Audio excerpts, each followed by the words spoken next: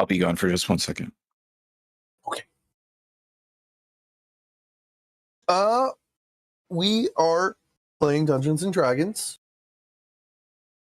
Curiosity, having survived William's attack on Solnar, have gone north, traveling north of Solnar along the coast to a remote island known locally as Veer, and the small little fishing village on the coast of that island known as Veercool.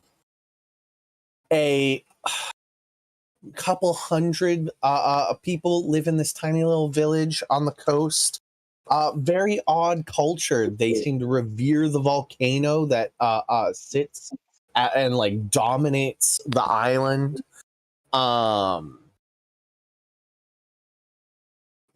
The village seems to surround its culture around hunting these behemoth monsters that inhabit the wilds of this island and seem to grow unnaturally fast due to some magical presence emanating from the volcano. For countless generations, this little village has raised groups of hunters that hunt in packs of 4 usually to harvest and tithe portions of the monsters and occasionally whole monsters to an entity known as Veer up on the volcano.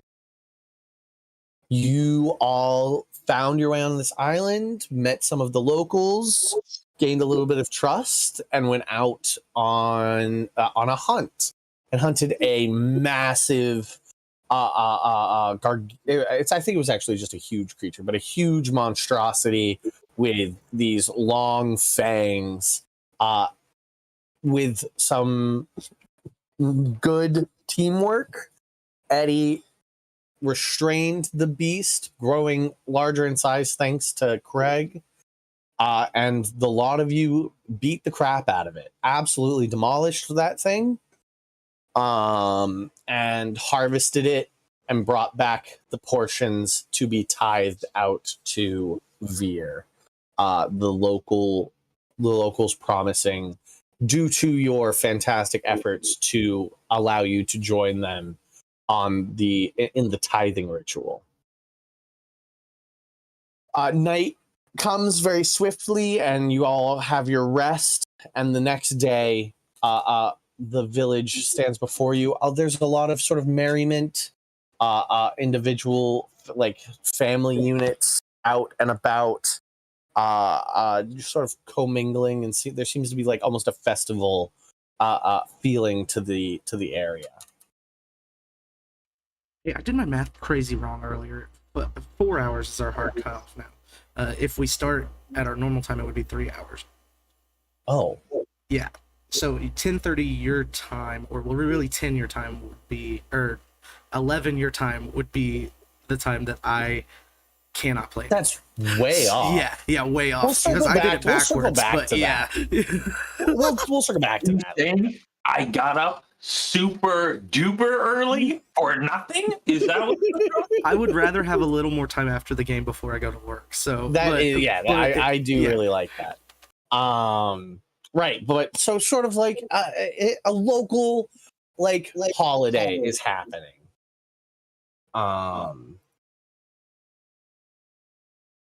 It's festivities, right? Yeah, just it's not like, it's not fireworks, it's not the 4th of July, but it is, people talking, commingling, people just sort of like standing in the streets. Lot of sort of like shouting and greetings being had between individuals. You see that most are in like fine leathers, like well dyed gear. There's a bit of a homogeneous look to it all because they're all dyed these blues and whites with the furs lining the leathers. There seems to be a sort of like style of like blue and white fur. Water tribe-ish? A little bit, yeah, very much water tribe vibe, because as I remind you, like, this is the only warm area, and it's still probably like, like 40, 50 degrees, which is perfectly fine to exist here, but like you walk out and it quickly drops. But you can like hop in the water and warm yourself up, right? Yeah. The water goes up to like, I think it's something like 130 degrees, and some of them just boil. Some of it, in some of the more concentrated thermal vents, it is a boiling temperature. Right. What do you guys want to do? It's sort of like the start of the day. The tithe happens at noon, so they leave probably an hour before noon is when the procession will leave the village. So what do you guys want to do for the day? And I will. I think for at least a little bit, I want to like just sit on a stump or something, and have my mage hand of flies. Really fuck with some kids, like make shapes and stuff, and they're like, "Whoa," and I'll just act like I'm not doing it, Yeah. Several of the kids will just like follow the flies around, like they are magic. There's not any sort of like magic users here, really. So, what do you want to do, Eddie? Bird training. Good. Teach parrot to do to pick up small things and move them. That's the thing. Grab little things, move them around. Okay. You get your little bird out. That's a Pokeball. How are you training it? How are you training it? I'm going to put like a little monster bone. I'll find a little monster bone, right? Okay. And I'll put down the ground and I'll say grab it, and I'll point to the thing, right? And then I'll pick it up and bring it over to where I was, and then I'll show the bird some food, right? And then I'll put the bone back to its original position, go back to where I am, and I'll say grab it, and we'll see if the bird brings it over to me and gets his reward. Okay. Roll an animal handling check.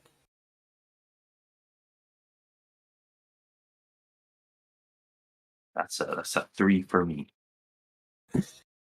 You're going to spend the whole afternoon, and the bird is just going to sort of like peck up, not the whole afternoon, but like the whole morning until the tithing, doing this over and over again. And the bird sometimes picks up the thing, but is mostly just sort of following you around and eating the bird seed. So it knows you have bird feed though. So there's that. We're working on it. It takes a while to train a parrot, Yep. I've got 80 years though, so we'll be fine. We'll get there. Craig, your passive perception is really good. 28 and 29. You notice an anomaly sometime in the festivities, sometime mid-morning, couple hours before the procession's supposed to leave. There's mostly human, little bit of elf, little bit of like halfling, and then a lot of cat people. There's one anomaly of a lizard folk in the same sort of gear, but it keeps his hood pulled forward so that really only the snout comes forward. This red scaled lizard folk is just sort of like bopping around the shadows. Do I ever see him interact with anybody? With your at this point make an active perception check. As you start sort of like just following him through the crowd. 25. Okay, yeah. You do see him sort of nick pockets here and there. Like at one point he steals meat from a skewer from a like a little kiosk where some guy's like cooking meat. Mm-hmm. It doesn't even look like currency is being exchanged. from the meat guy, but this lizard folk doesn't really interact. He just sort of like slides a few pieces of meat from a stick and walks away into the shadows. I'll buy like a big piece of bread and a hunk of meat. Okay. Is that like a gold? Oh no. It's I don't pay anything a less silver. than gold. So you just hand People the guy might be a little- concerned that I never touch silver, but oh, thanks. They like accept it, but you just way overpaid. and I'll go find the guy in the woods. He's like, imagine that like this thoroughfare is where all of the stuff's happening, and he just sort of like walks over here, and he doesn't like leave the village. He just sort of like pulls into the shadows behind a hut away from most eyes. And you walk over towards him. Pardon me. My friend, what can I do for you?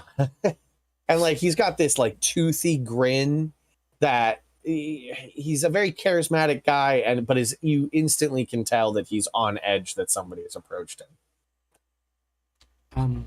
Okay, you happened to catch my eye. Seems you might have been grabbing some stuff, I'm thinking you might be hungry, so I brought you some sandwich components here if you'd like.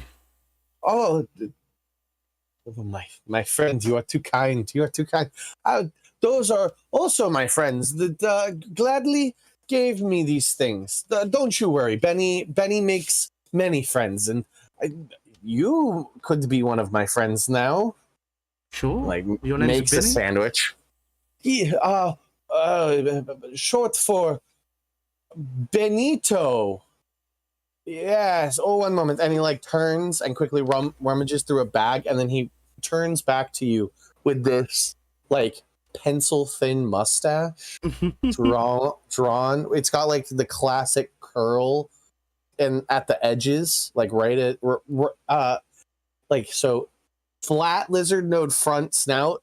So imagine just a pencil thin mustache, and then at the corners, right after the corners, are two like squirt like curly ends of the mustache. If you can imagine that he has either just painted on or has some sort of adhesive style mustache hidden in his bag. It is good to meet you, my friend. What brings you to this fine little village of Virkul? I think you'll find it's kind of impossible to lie to me, so we could just talk. Lie? Benny? No. Not me, my friend. Well, Benny, I'm here to help out, and I'm willing to help out more if you really need it. You just seemed like you were in need, but you have a good day. You too, my friend. You too. Have a good day. And Benny sort of like eats his sandwich and wanders away into the shadows. I'm going to have you know, he rolled like a 25 deception check on the Benny doesn't lie. Yeah. But you're still like... I mean, that's over my passive by 1, but I can roll if you want. No, but it's still like, man, that guy's just really good at lying. Yeah. Put his whole heart into that. I really want to believe him. I don't, but I want to. I think he's a good enough dude. I'm not gonna pay too much attention to him. Yeah. He seems to be just keeping his head down. With your passive insight, you can tell that he is trying to be as friendly and yet as forgettable as he hopes he can be as possible. He doesn't want you to like actually remember Benny. He's like, oh, Benito, that's me, and moves right along. Yeah, little does he know I'll never forget him. Yeah. Right. Anybody else want to do anything before the procession? Anybody got anything they want to do except for Eddie? Eddie is locked into parrot training. I have a question. You said there's not a lot of magic users here, but is there like an elder? Like, is there like, and I'm not talking like, I'm not talking about like, the guys running the place. I'm talking like some kind of like shaman-esque, Yeah, those are the elders. Okay, Yeah, okay. those So are the what I'm two. getting at is, ever since I've been on this volcanic island, my forge domain has been acting funny. Oh, okay. How Like maybe so? maybe there's something, with all this lava and the heat. I mean, yeah. You're I a was just wanting dwarf. to know. I want to know more, but I guess we'll probably know more as we go in. So Okay. Yeah. So do you want to go talk to either of the two elders, or are you just sort of like, this is the first mm, volcano you've yeah, been to in yeah, a hot minute? literal hot minute. But yes, let's wait. Okay. You got it, partner. Uh Conversion and Tim the Tooth. Either of you got anything your heart desires? Not particularly. I'm just gonna kind of more or less what Craig is kind of doing. Just kind of sit back, watch the proceedings. Maybe if it seems like it's like a festival celebration type of thing that the villages are doing. It's a moment of sort of like communal celebration here. It's not like parties in the streets, but it's like greet your neighbor, break bread with your community type day. Okay. Everybody's very kind. Nobody sort of like gives you guys any sort of like side eye. Most individuals sort of like hand you kebabs of like weird meat and like desserts of sticky rice that are sweet. Like you guys, like Craig paid, but truly you don't have to. I'm sure at some point you pick out the lizard folk in the crowd as well. You know what, Craig, with your stupid passive perception, Yeah. that's a nat 1, not a natural 20. You do pick out one cat folk that seems to be always around where Benny is. Like they're a Grifton team or something. You're unclear. I rolled a natural 1 on his stealth check. Looks like he's following Benny. He's tailing him, and Benny has either is not acknowledging or has no idea that he's being followed. Okay. This is a tiger-looking, bit bright. Like you're used to the cat folk around here being these like sort of like halfling-sized cat people. This is like a full-sized tiger dude in a cloak. I'll point out to Conversion, Captain. That's I've met a lizard folk that seems to be on the level, although a bit eccentric. But this man here seems to be following him for some reason. Okay. Yeah, Conversion. Benny is sort of hard to pick out, but you've noticed the irregular lizard folk, red-scaled lizard folk kicking around. He's just hard to not sort of catch a glimpse of, but he's pretty slippery. That tiger guy in the past like minute or so like tripped and stumbled across the kiosk and is attempting to sort of like pull out some coin and apologize profusely and disappear back into the shadows, but makes a sort of scene of himself, and Craig has put 2 and 2 together.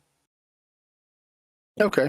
I will start trying to keep tabs on them, not necessarily watching in Yeah. but just kind of keep them in the periphery and kind of keeping like a level of awareness of what they're up to, and then try to keep an eye on what the tabaxi cat person's, what his body language is kind of like. Okay. Go ahead and make an insight check. And this will lead us into the Tim Toothy. While you make that check, I'm going to turn to Tim Toothy. Did you want to do anything, bud? No, I'm just big chilling. Jelly's not with me. Jelly's not with you. Where's Jelly? Back at home. Back at home? All the way in Solar or on the boat? On the boat. Okay, Jelly's back on the boat. Big piss chilling. You got it, partner. But for the most part, Tim's just been enjoying community. Nice. Cool. Tim Richmond, what'd you get on an insight check? I got a 21. 21.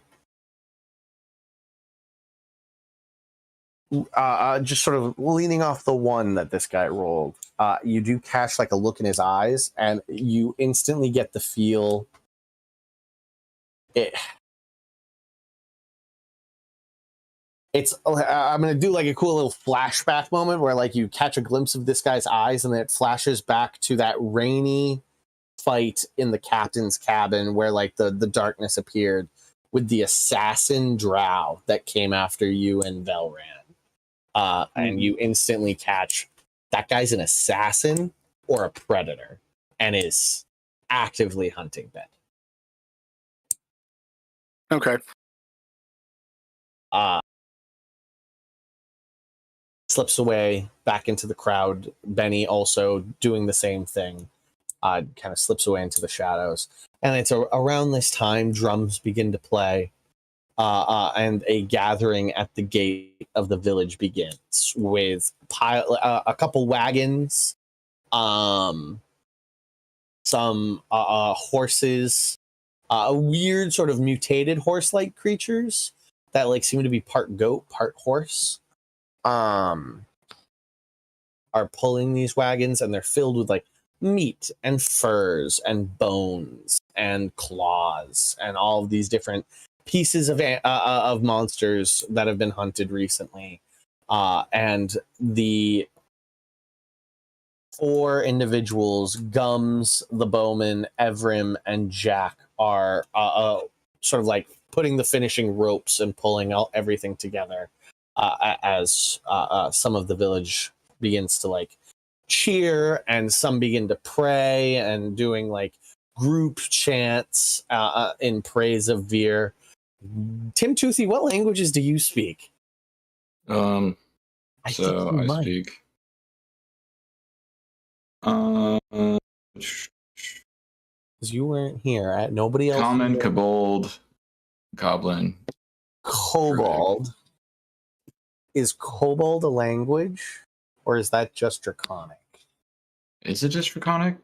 I think Kobold's. I have Kobold / Draconic. Okay. Tim Toothy, you understand the prayers, buddy.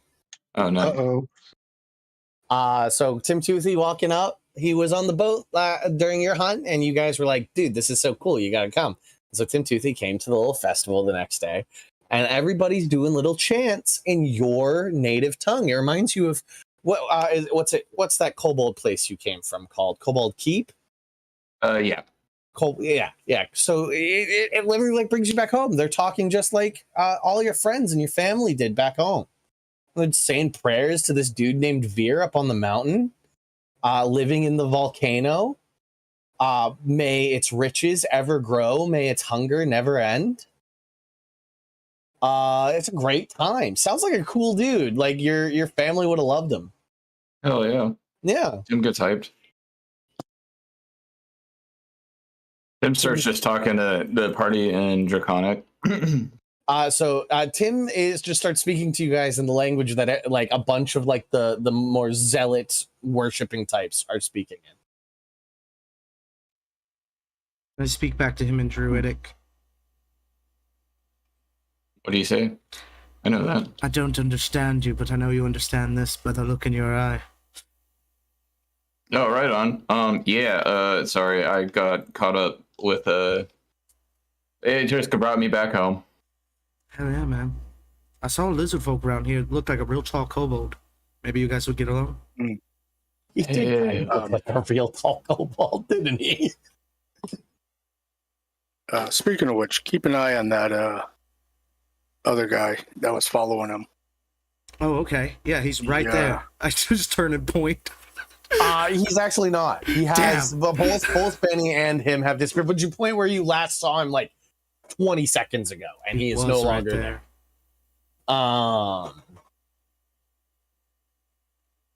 Cool. As you guys approach, all of the four hunters sort of like nod their heads and begin. Jack sort of hits one of the animals on the rear, and the wagons begin to pull forward. And almost silently and solemnly, as like the chants in Draconic continue behind you, you all push forward out from the village. Is just the troop we fought with, not the elder? No, neither of the though you did spot the two elders. So it was the sort of like old Wolverine guy with the walking stick. Jeff Goldblum. Yeah, very much Jeff Goldblum. Like leading prayers, and then there was this super old elf, like old, wrinkly, being pushed in a wagon of its own, not walking, eyes almost closed, with like this big orb in front of them that their hands were on, like they were almost in some sort of divine trance. And they were also sort of like near the prayer group.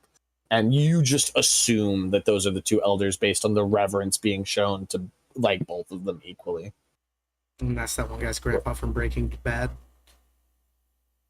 Older, okay. old, like it's an elf that's probably lived this whole village's life. Christ. Been about as incapacitated. Yeah, like super living just in its head. Talks very rarely. Cracked, wrinkled skin, just super duper old. I run elves with the like sort of Lord of the Rings rules, at least like high elves, and it's just like they don't die. If you can avoid death in battle, good job. Keep on going.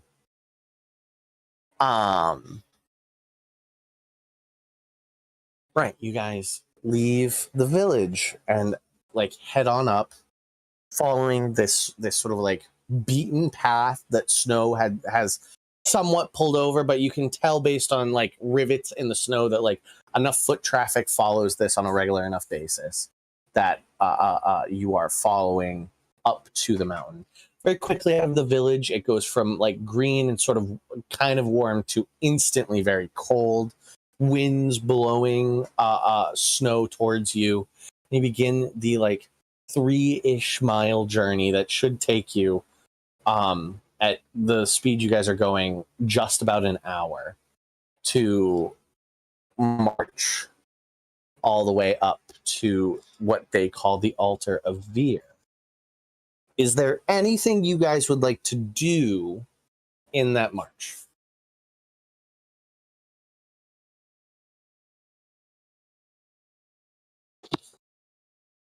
Okay, cool. You guys march your way up in general silence. The 4 monster hunters are like, the bowman just sort of like gives you guys looks. Evrim is sort of constantly muttering prayers in Draconic as he moves up the mountain. Tim, it's essentially just a repetition of Veer the Mighty, Veer the ever hungry, give us aid, protect us in various states. Gums is just sort of fiddling. He's got his massive instrument sort of pulled in front of him and is just sort of like strumming a tune and just sort of making a sort of like background current of Evrim's prayers. And Jack just keeps sort of like looking back at you guys all the time, just seeing if you guys are still following, and trots forward. Looks back, trots forward. So you guys make it up.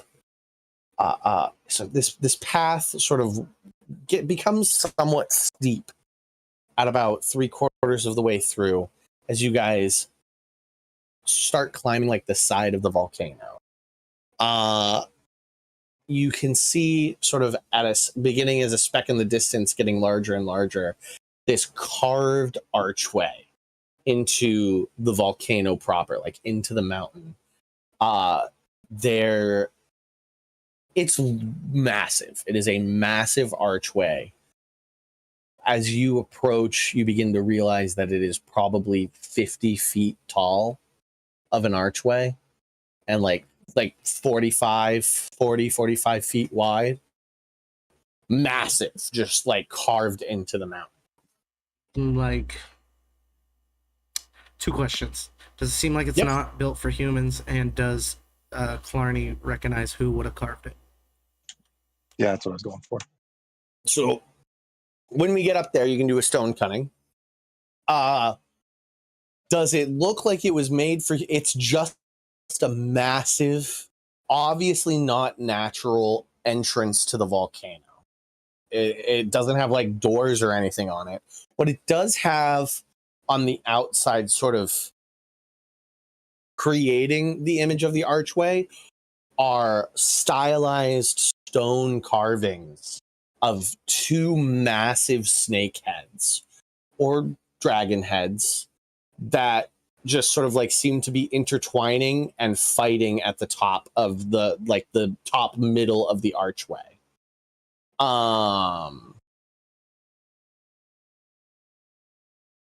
The wagons sort of pull up, and there's this, like, in front of the archway, there's this probably 150-foot like big plateau, sort of like carved into the mountainside, and then there's this gateway. This all looks super artificial. The volcano essentially seems to have this balcony and entrance to some sort of temple or altar, manually made and preserved by this village. The wagons are sort of positioned in ways so that they could be easily pushed into the altar, and the 4 hunters sort of like wipe off their hands, wipe off the dirt. Evrim quietly begins to lead a prayer, and they sort of bow their heads briefly. What do you guys do in this moment?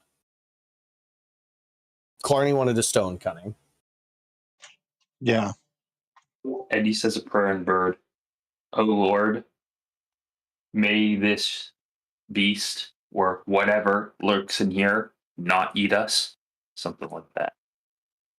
You hear in your head, Eddie, you just got to do better and not let it eat you, dude. Just don't let it eat you. You're good. Is there any chance that these draconic heads would fall under like nature instead of history or religion or arcana? Absolutely not. Okay. Okay. For me, dragon, anything about dragons are history or arcana. Maybe divine, maybe religion, depending on the spice of the of it.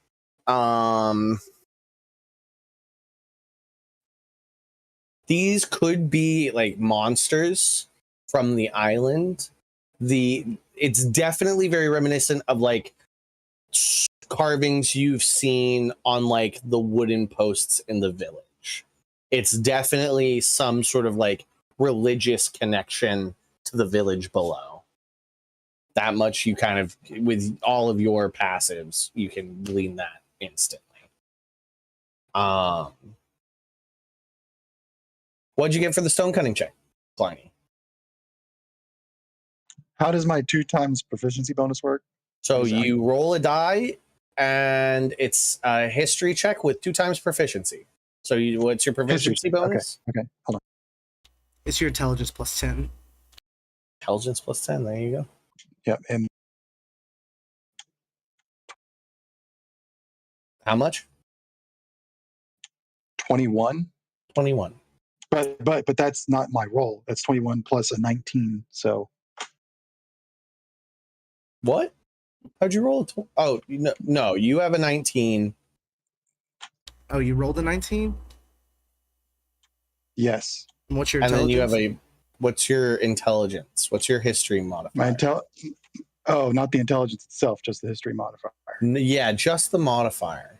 Okay, I have 0 in history. So it's just Okay. plus 10. So 29. So 29. 29 total. Yep. There we go. Okay. Right, 29. That's a really good roll. It's through time. Much of this Clarny, I think for probably a lot of you, gets just a bit too close to the entrance. But it's very faint, and you're the only one that sees it, and you need to investigate because there's a pit in your chest as just like dwarven preschool memories come in of teaching you the ancient enemies of the dwarves and their signs and markings. And you look through age and weathering and wind shearing this tunnel, much erosion has occurred and smoothed out the walls, but you see them just faintly. Scores of claw marks that have dug and finally created this cavern. And you run out and you quickly look on the ground and like push snow away. And there, very faintly with a 29, you see the telltale marks of claw marks that had carved out the massive balcony out in front of the altar. The two, give me just a base intelligence check, which is 0. So just a d20, Clarny.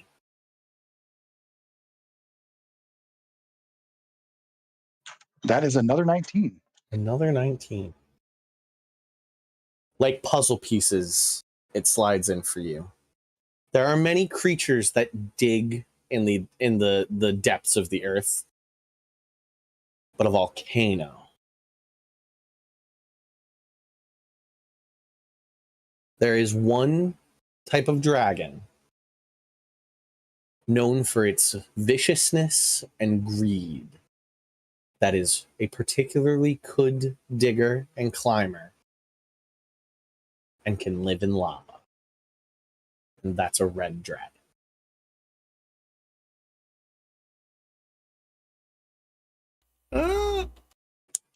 Yikes.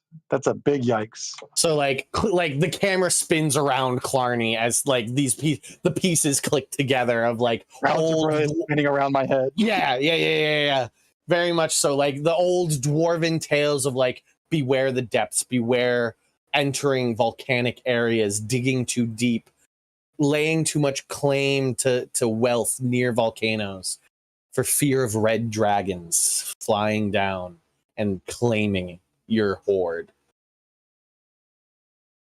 They have claws that are as hard and as sharp as the best metals, and they are cruelly intelligent creatures. Feel free to tell your friends this, but like all of this sort of like sinks in as like the draconic prayers are spoken near you.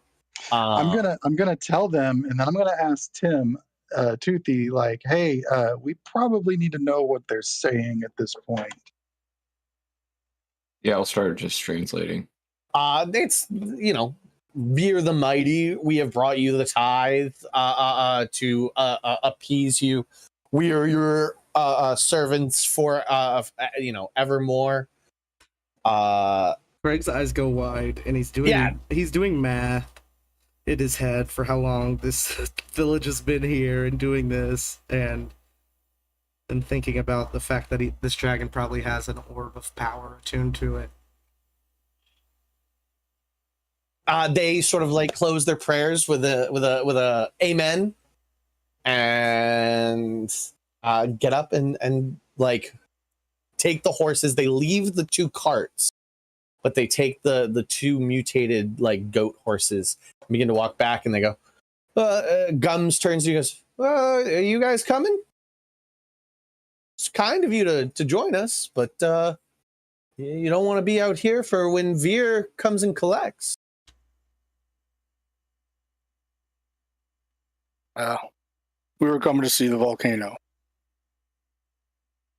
Evrim sort of like, Conversion and Craig see it, just a twinge of a frown from Evrim. Jack turns to Evrim and whispers, and I'll say Craig. He does put his hand up, though, Craig. Oh, yeah? He does. It's like that, like, I'm just trying to keep what I'm saying from you. He's whispering it. Yeah. I'm going to see how well he whispers. He got a 3. He rolled a 3, so you catch most of it. And he's like, hey, Evrim. I could stay and watch them, Evrim. I think they're fine. It's cool. Evrim sort of like turns. The frown just deepens on his face and he goes, no one, in my knowledge, has ever stayed after a tithe.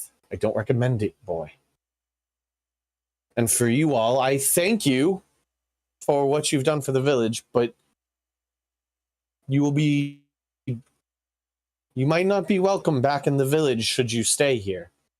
That is my warning to you, and I will let you decide on how you proceed. But as I have said to Jack, not in my memory nor in any tales have I ever heard of anybody staying after the tithe has been given. It is for our own safety. The volcano claims this tithe, and I fear that you will be considered part of that tithe should you stay. Come, Jack. And he turns, and Jack, like, Gums just sort of looks at you, shrugs, and walks back. The bowman scoffs and continues walking, and Jack sort of like stays behind for just like a beat and a half, looking at you guys, and then like shakes his, and then he just shakes his head, like sort of like down, and turns around and runs to catch up with his hunters, and they just begin to follow the path back down the mountain, leaving the band of curiosity standing at the temple entrance of a like 150-foot balcony on the top of the volcano. And that's a good place to do a break. Yeah? Yeah. Yeah? Anyone got any explosives, traps? There's a lake of magma. We'll be back.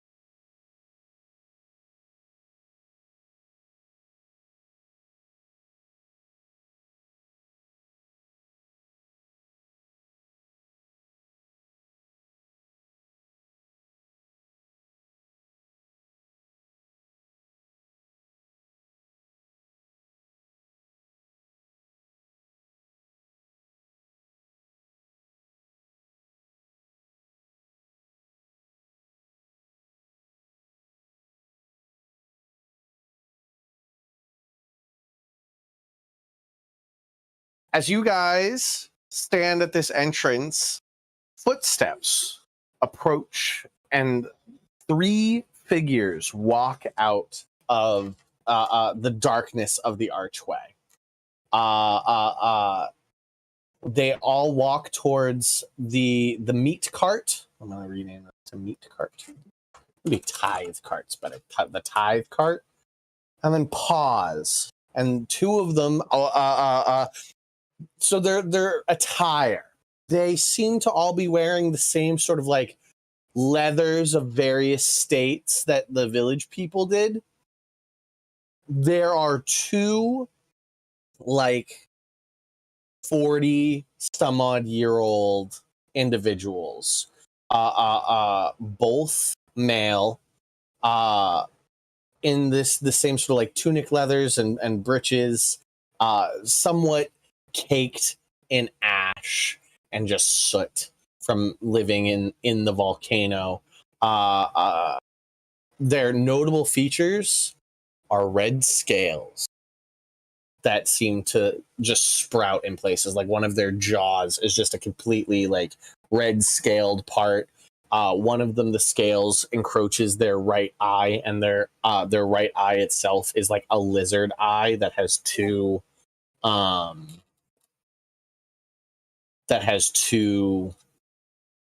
what's the like eyelids. And then the third smaller individual, like dragging a little iron sword behind them, is what seems to be like a 4-year-old girl, also with various red draconic markings on them, who just sort of like stops. Does it seem like marked by dragon or descended from dragon? I don't know how you tell that. Yeah, I don't either. So that's a great question, Craig. Yeah, I don't Maybe know if you Craig ask would know them. either. I have a suspicion. Maybe you should ask them. I'm just worried we got a bunch of sorcerers about to blast our asses. The small one runs up to this one on this side and goes, "Vyra, there's people here." And he looks down and goes, "Get back into the caves. Hurry, warn him." And she turns, looks at you guys, and then begins sprinting back into the shadows of the volcano. He turns and goes, "Viral, bring in the loot, bring in the tithe." Loot's not the right word. Bring in the tithe. I will deal with these adventurers. Viral quickly does a quick semantic. I think it has material as well, components and verbal components, and in draconic, Tim Toothy hears rise, and the whole wagon just sort of lifts slightly off the ground, and they move into the tunnel after the little girl. Vyrok sort of like takes a center position and crosses his arms. We don't normally deal with individuals who stay after the tithe is given.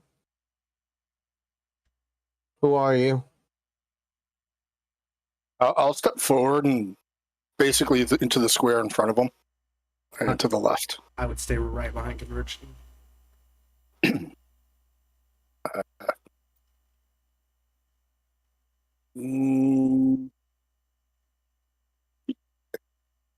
I'm going to assume Craig will be subtle enough to be able to see this. Convergent kind of motions indicating to like not be directly behind him. Okay, I back up.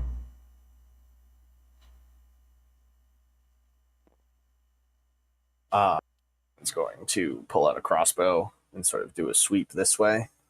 I start to walk behind you, and then I just let you go forward as you do that. Is what happens. But yeah, so I'm good. Has this collapsible hand crossbow in his hand and does the sort of like outer sweep. Right. Still collapsed, not like out. What's everybody else doing? Just preparing myself. Okay. Tim Toothy just starts doing push-ups. Yeah, that's natural. That would be Tim. I am Oh. in stance, shield up. Okay, so you go full defense, and Eddie and Bird Cody, what are you two up to? I'm giving him the hand signs. He's giving me the weird look. And I've got my whip out and I'm ready to go. Okay, so you are in an aggressive stance back there. A little aggressive. Okay, Like 10%. 10% aggressive. 10% aggressive. I'm not wielding my bow. Huh? I don't have my bow out yet. Okay. Conversion. This guy just sort of like frowns and goes, just sort of like clocks everybody's movements, does a deep sigh. Not in my lifetime has anybody made it here. Veer warned us that someday some group of adventurers like you might try and come. Sort of like shakes his head and like scrunches his nose. Try and save the day, I guess. What is it you want? The treasure within? The is it just the glory of dragon hunting, or Conversion kind of frowns. Is like, no. There is a particular item we would like to get. oh, I'm not even sure it is here. I am not obviously in charge of my father's belongings. He keeps us safe and teaches us, and in return we gather, and on occasion we are sent out to bring him more riches. Fair. Maybe I've seen it. It is an orb. A sphere. Conversion will describe the ones that he has seen. Put my dice. I assume like all three of the ones he's seen are more or less the same. Yeah, they all have a different color. But that's about it. They're all the same dimensions, same very glossy sheen. What's your passive insight, Conversion? Oh, passive insight. Mm-hmm.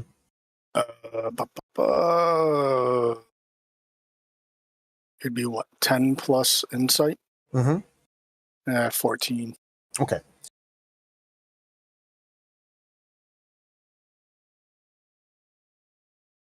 I've never heard of it. Never seen it. Maybe you are in the wrong place. Yo, What? did I hear that? Did I see it? Yeah, he's having a full conversation. Do I believe you guys him? are just sort of watching. What's your passive insight? 24. Absolutely not. He has definitely seen that. I sigh loudly.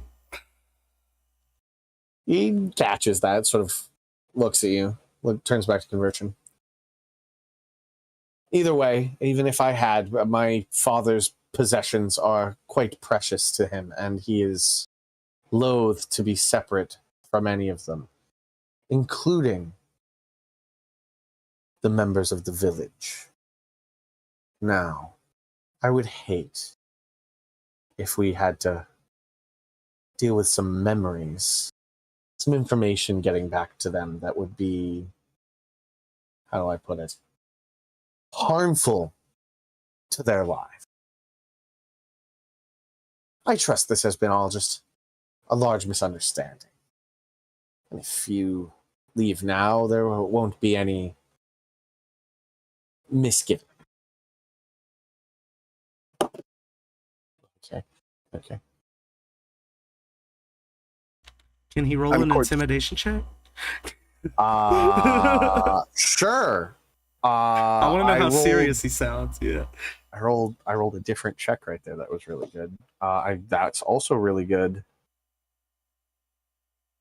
A 26 intimidation check. Sorcerers are charisma-based classes. Oh yeah.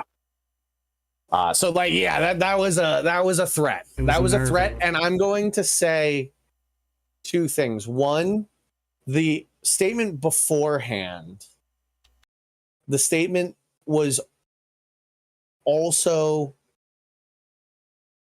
what's the word I'm looking for?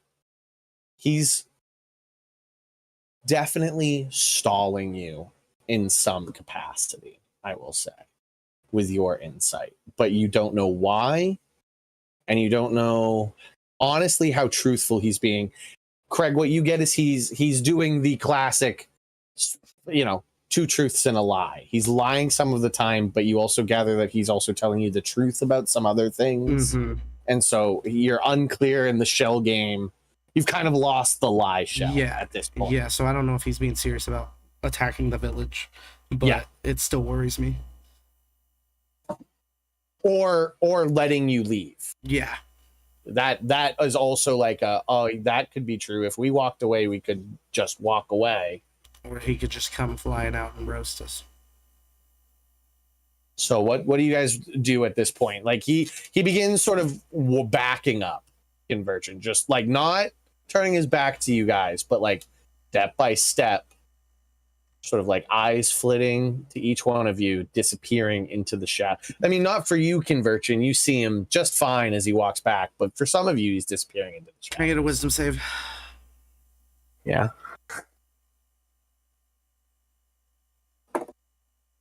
That's a 3. Hold person. Hold person. You got it. He's So frozen. he freezes. He freezes.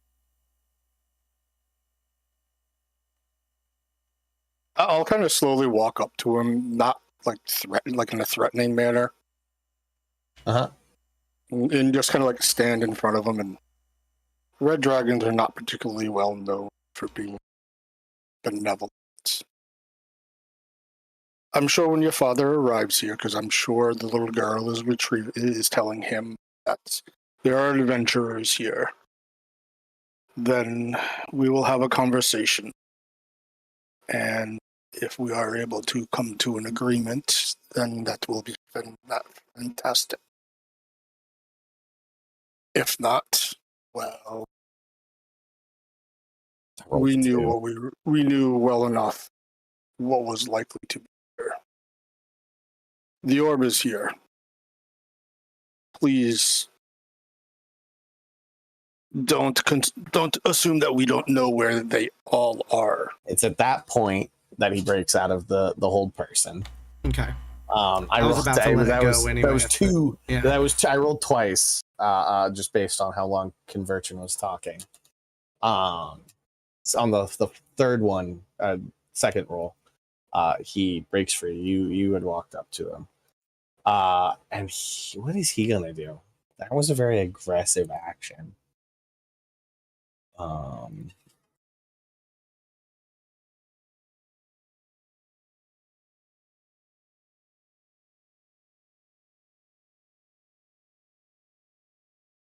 One second.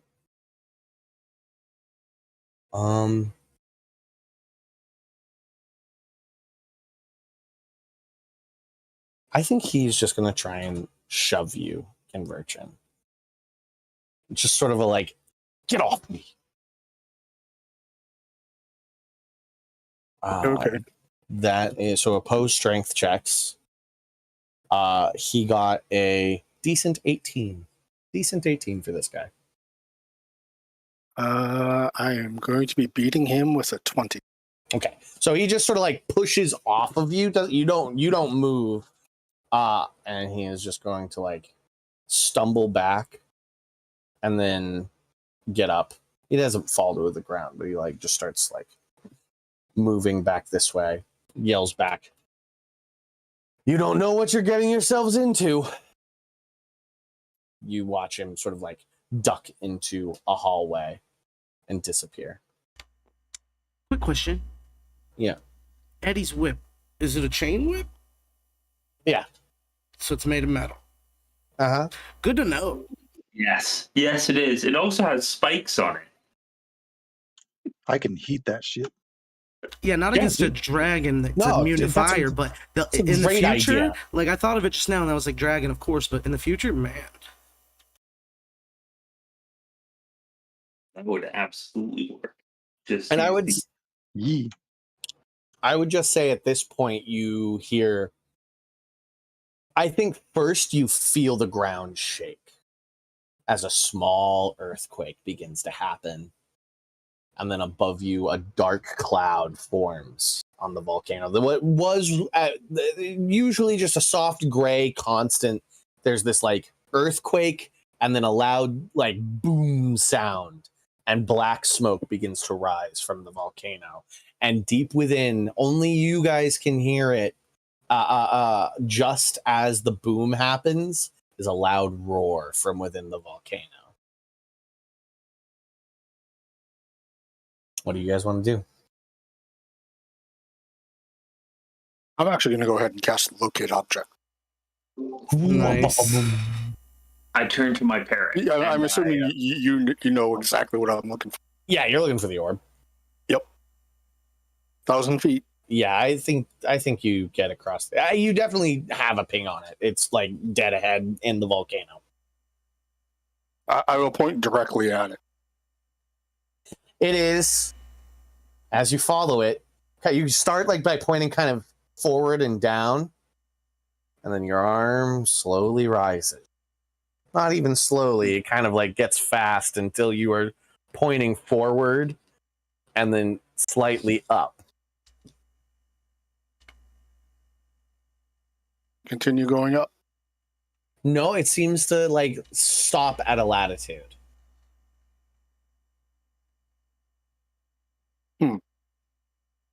You still like there's this still slight rumbling of the earth around you. Like that hasn't stopped. It like has gotten less than the original shake that you all sort of like have to check your feet to keep standing, and now it's just this constant rumble and loud like cracking and rumbling sound around you guys.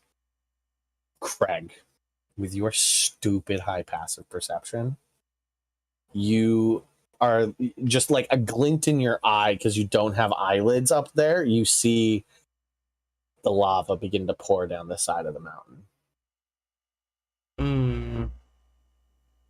I think he's coming out from the top. I back up. I pull my bow. Make me an intelligence check. All right.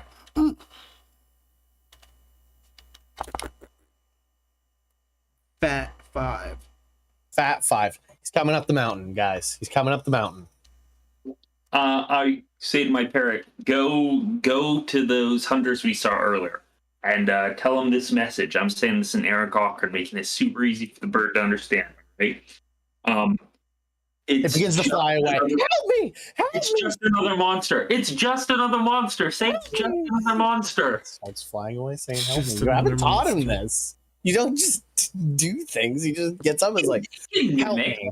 It can mimic. Did we get help me down? No, we got help me down with another You have to get failed specific phrases animal down, handling yeah. check. And all we've ever done is help me because you had a poor animal handling check about it. That bird. All right. You're not a druid. You're just a fighter with a pet bird. You're not even a ranger. You're just a dude. You stole a bird. Eric Cochran's not even real bird. It's not even real, but he's not intelligent enough. Orin is real bird. He's a great bird, all right? He's a good bird. He's a good bird. He's a good bird. And he flies away to the monster hunters yelling, help me. Maybe they'll help. They're probably gonna fight us. Extra. Volcano. So you guys, you back up and you watch as lava begins to pour down from the top of the mountain. Conversion, you're standing at the entrance and pointing. Like, imagine straight forward and slightly like 10 degrees up. Maybe 20 degrees, but not terribly far up of a latitude in front of you. I don't think he's coming up through the top of the mountain. But wherever he comes, I'll shoot his ass. Hold my bow. Okay. You are just holding your bow ready. Lava continues to pour. It's probably about like a third of the way down to where your little plateau. And it's heading for us, right? Yeah, the lava flow. Yeah. There's like other lava flows, but like the largest one seems to be pouring like it's going to just like pour into this balcony here. Maybe we should go in or back up. One of the two, probably. Your decision, Captain. We gotta make it now. We go in. All right, go. Velran instantly follows the order and runs in. The whole squad runs in. I will erase. It's Fog of War. Fog of War, delete. Left or right, Captain? Left or right? You hit the entrance. You watched Vyrock go right. If it makes any difference to you, or left. I'm sorry, that's left. I get my rights and my lefts mixed up. He went left. You saw him go in and go this way. I'm gonna go to the right. Okay, you go right. I'm gonna turn off grid at this point because this thing has a grid. I just needed a grid for out here. And I assume the gang just sort of follows behind. Does anybody go left?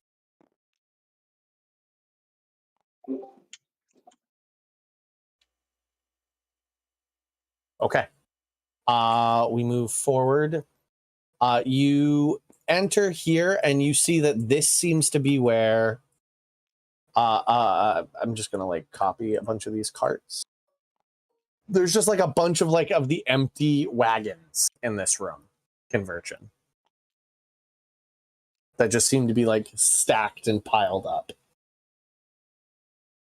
That actually like makes him stop and just like looks at it for a second, like, what the?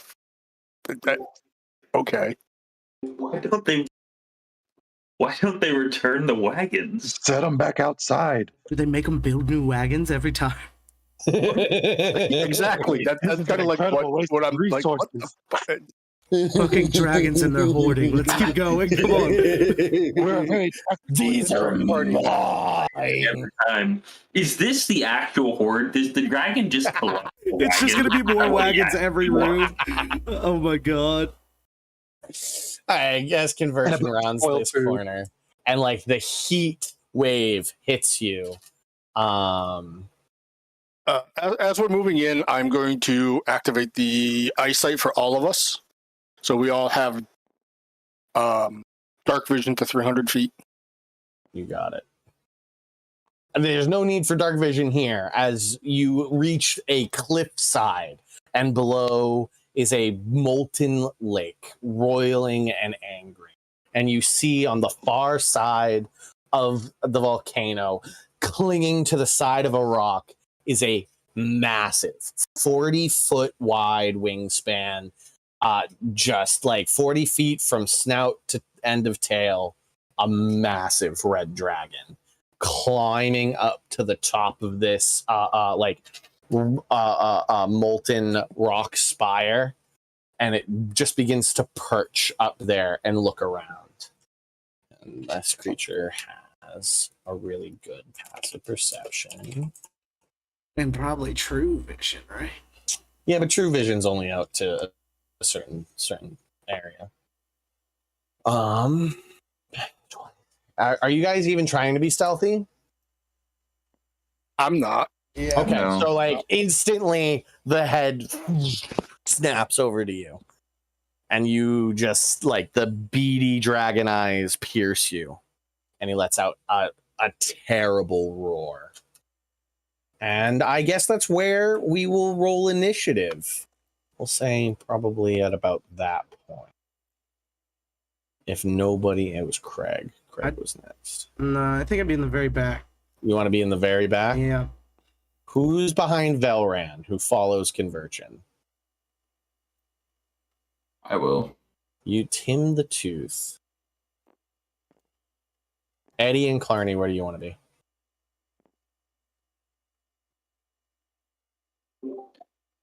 Eddie's gonna, I don't know, just like a lake of lava there.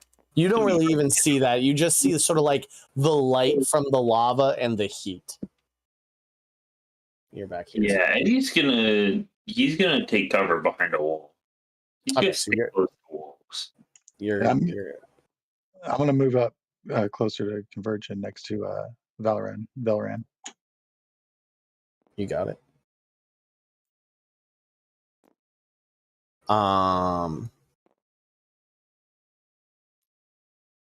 Eddie, so you sort of like get there and realize you want to be further behind a wall when initiative strikes. Craig, do you want to be here behind Tim Toothy and between Eddie, or do you want to be behind Eddie? If Eddie had tried to duck, I would have walked in front of him. Eddie will try to duck, Yeah. so you will move in front of him. Cool. Roll initiative. Okay. This is fun.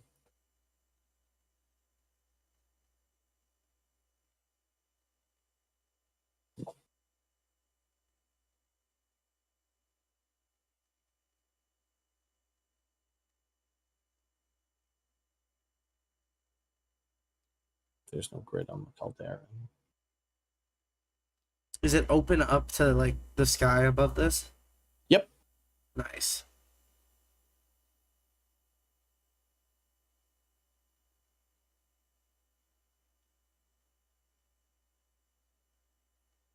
Oh yeah. Oh. You had it for a second. Hate it. Right. 10, 20, 30, 40, 50, 60, 70,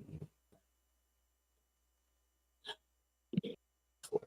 He's about like 160 feet away from you. We're gonna say like 180 feet away from you. Right. As everybody put down their things. Everybody's put down their things. Up first, Craig. Craig first. I'm gonna.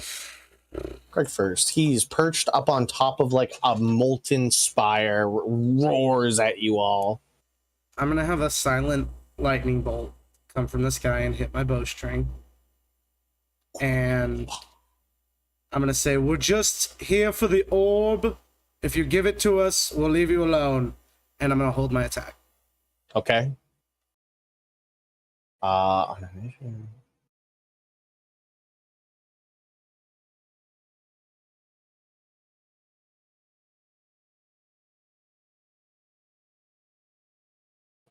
I need on initiative count 20, a layer action occurs, and I need everybody, Conversion, Velran, Clarny, and Tim the Tooth, to make a Constitution saving throw as a like cloud of sulfurous gas emanates from the volcano, and you all begin to choke a little bit. Is that like a poison for Corny? It is poison. It is poison. I rolled a 16. So that's a success. 21. That's a success. I fail, and Valoran will pass. Yeah, You are poisoned and incapacitated until the end of your turn. You just sort of choke. You like clasp at your throat Rough. and start choking. You like fall to your knees a little bit. Next is Tim the Tooth. You take no damage. That is the only effect. Okay. No damage. Do I still maintain concentration? There's nothing that says you don't. Okay. So you do. Tim the Tooth, what you doing? I'm going to. I can't really. Not that big, you know. Just not. I'm not a big guy. And so I'm gonna hold an action. Okay. And that's just basically to engage and give support to my team whenever they start creating a ruckus. So let's put me down in the order, and I'll jump in. Whatever. Got it. Conversion.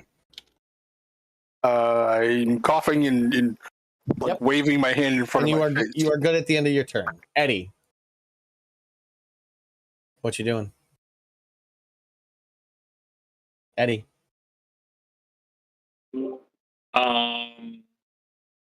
Is that dragon? Is it in crossbow range? It is 180 feet away from you. What is the range of Yes. a crossbow? Yes. It's in range. Whether it's long range or short, I don't It's know. definitely long range. You don't have a heavy crossbow on you, do you? Are you using a heavy crossbow? You know what? I have a longbow, actually. It's not a crossbow. It's a longbow. Nick, is he in range? 180? For sure. Okay, so disadvantage, right? Well, I for don't sure know. won't. Not with a longbow, right? Let me see. I don't know because my ranges are off because I just have sharpshooter, right? So you'd have to look. Let me look on that. 150 feet. So 100. yes, he doesn't have a Disadvantage, disadvantage. It's disadvantage with the longbow. It's too far for you. I'll do it anyway to try and prompt the dragon to get closer. I'll peek out of cover here, and Okay, Bard. Get him. so 17 for the first one. That misses. It actually hits, but just dings off his scales. And 11 for the second one. That one just goes wide. Okay. And I'm going back into cover. Ding is enough. Ding is good. Ding is a victory in my book. Just like there's a spark as it skates off his scales and falls to the lava. Because I want to come over here, you know? At the end of your turn, he is going to use a legendary action and fly his movement speed closer. 40, 50, 60, 70, 80.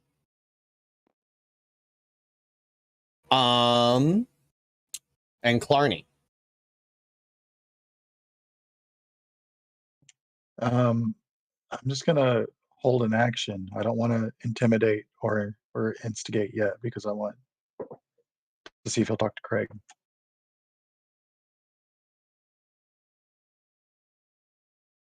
$70, 80, 90. Okay, so after Clarny, he moves 10. What's everybody's trigger? Everybody's just saying they're holding an action. What are you holding it for? If I'm holding it for if he attacks. So if I start to see fire build up in his mouth as he flies towards us, Yeah. or if he Okay. pushes his claws Tim's out, going to- yeah. Sean, Well, yeah. sorry, I forgot. Velren would have moved past me.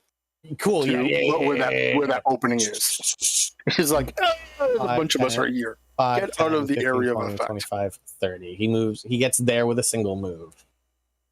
Yep. What else? Is there anything else? He could double move. He's still got his action. And you know Yeah, what? he's kind of sitting there and is contemplating how foolish it would be to shoot the hand crossbow. Gotcha. Sean, actually, Hold on. okay. No, I just wanted to go down the line. Tim the Tooth, you're just holding an action for when he gets in melee with you. You just need a punching target, right? Yeah. Gotcha. And Clarny, what are you holding your action for? Defensive action. What is the defensive action? I mean, like whatever it needs to be. Like I'll take a dodge, I guess, if I need to. Like Well, then attack you just take a dodge. That just Okay. happens on your turn, and you get it. You have advantage on deck saves, and it has disadvantage on attacking you. That's just that's an action you take, and it just affects you until your turn comes back around. Sound good? Okay. Yep. Cool. So Clarny takes a dodge action. Okay, Sean. Yes. Since I'm not holding a spell and I'm just holding an arrow, am I Yep. allowed to cancel it and do something else if I have another reaction? No, because No? you're using your reaction to hold your action. I thought you used your reaction to release the held action. No, you're Okay. you're holding your held action. Yeah, you yeah. called your action, your held action, and you're burning your reaction to do that held action it of later. the Okay, attack action. Gotcha. Just absorb elements would be much better. But yeah, let's go. And you do see as it flies forward on its turn, it flies forward just another like 5-10 feet, and then starts hovering, and you see just this like bright, almost white light build up in the center of its chest and its neck pull back, and just like this light begin to appear in its mouth. And Craig, you're like, oh, fuck. Yeah. All right, I'll shoot his ass Shoot his ass. with a 24 to hit. Yeah. Yep. 24 Oh, yeah. to hit. No sneak attack. Through, like, as the plates open with, like, the heat expansion, you just find a shot into the center chest plate. 12 piercing and 7 thunder. And got a 300 foot sound wave. Second attack? Oh, is that how you do it? Yeah, you get your Okay. whole attack action. Okay. You held your whole action. Sweet. All right, that was a natural 18. This one will have a bit less piercing. 9 piercing, 5 thunder. Perfect. A second arrow just slides in right next to the other one. Both of them sort of like melting and disappearing in the heat, as I need everybody except yeah, I'm gonna have it just like shoot down this hallway. So he's like moved here, and the cone sort of like goes this way. So I need everybody to make me dexterity saving throws. Clarny's is at advantage. Natural 20. Look at you, Tim the Tooth. That's fucking awesome. 28. But it's 22. 28 for Clarny as well. Okay. 28's a success. What's Tim the Tooth's? 22. I'm gonna say that's a pass, even though it's not, because it's a natural 20. Sick. Conversion. I had a 19. That's a fail. Craig. Oh, 28. That's a success. Eddie, Bird Cody's gone. Bird Cody bites it. Does he get a dex? I mean, he uses my. He's going to take he damage has either way. 1 HP. He has 1 HP. If he passes, Huh? even if he passes, he's gone. Yeah, the Bird Cody gets scorched. All right, I got a nat 20, so 24. That succeeds. I'm going to roll this in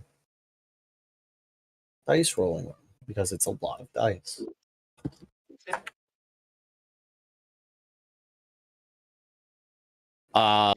So who failed? It was conversion, and that's it. I think I'm the only one who actually failed. 85 points of fire damage. Just a wave of fire hits you all. It's like feels like lava's poured over you. Everybody else 42. takes 42 points of fire damage. Clarny, are you resistant to fire damage at this point as a forge cleric? I am. Are you immune at this point? Not immune. That's it. Not immune. That's a 17, I think. Got you. So, So yep. you take 21 points of fire Sweet. damage.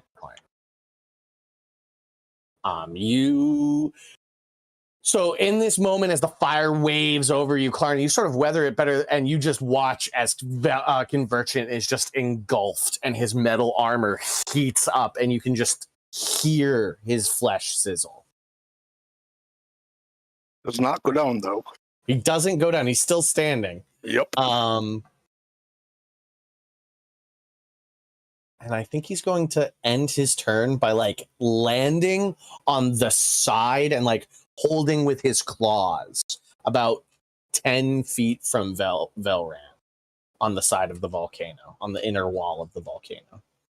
This room, all of these are on fire. All of the wagons are on fire. His horde. And just like crackle and sizzle of burning wood in there. Brings us back to the top with Craig. Holy shit. Really? Hey, Sean. Yes. I rolled a total of 20 on my concentration check. So that whatever you had concentration on falls, but you had it the whole time, and it's on this dragon. It's on the dragon. On the dragon. But we Orb don't is see on the it? dragon. I just haven't. Do I gotten actually there. see it on him? Give me a perception check. Just like as he's flying over. Yeah, and I'm as like, he's flying over, and you have this moment. I probably should have done it when he had the moment of like taking the breath, but we'll sort of flash back to that moment and like the heat of the flame. You have this realization with a 17. 17 is good enough. It does seem to be like implanted in his chest, like Oh god. at sort of like where the heart of the dragon would be. His scales seem to have grown around an orb of reddish tint. All right, my turn. He doesn't want to talk, and it's embedded. Well, I haven't actually said that yet, but With Craig, I will give it to Craig as well. Just with okay. his passive perception. Silly perception. Yeah, I'll give it to Craig freely. I'm gonna cast Earthbind. Okay. What is that spell, and how does it work? It is, I know Earthbind's the don't fly anymore spell. Yeah. Stop let me pull that. it up real quick. Earthbind. 2 yellows. We're going to succeed on a strength save. Well, I'll have you know. Yeah, he's got to roll real low. But if he Got a does, 24. yeah, no, he's good. So he passes. So a bunch of flies try and like push down his wings, and he just like flaps them in the wind vortex, knocks them back. It was worth a try, and I will.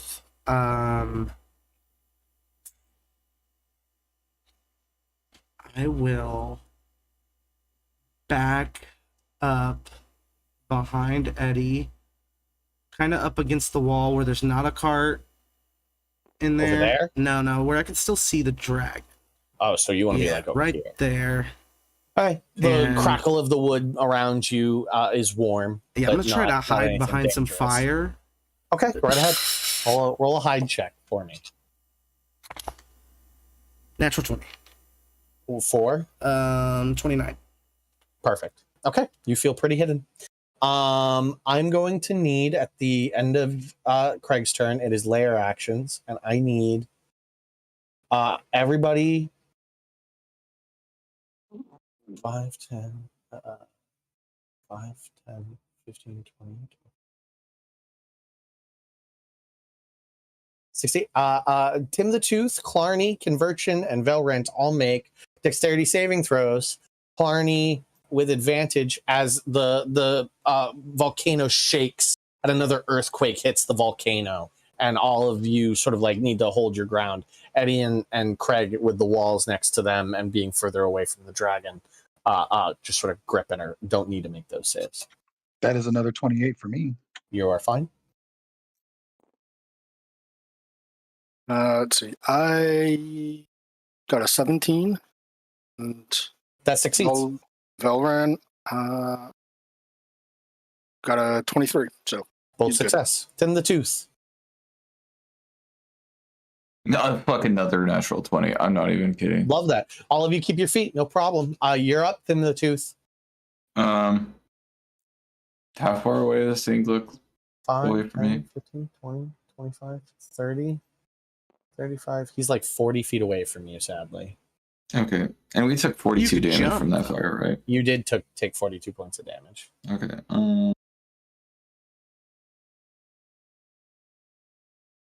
Well, I guess I'm just going to turn into a bat. Okay, turns into a bat. I'm going to fly above him.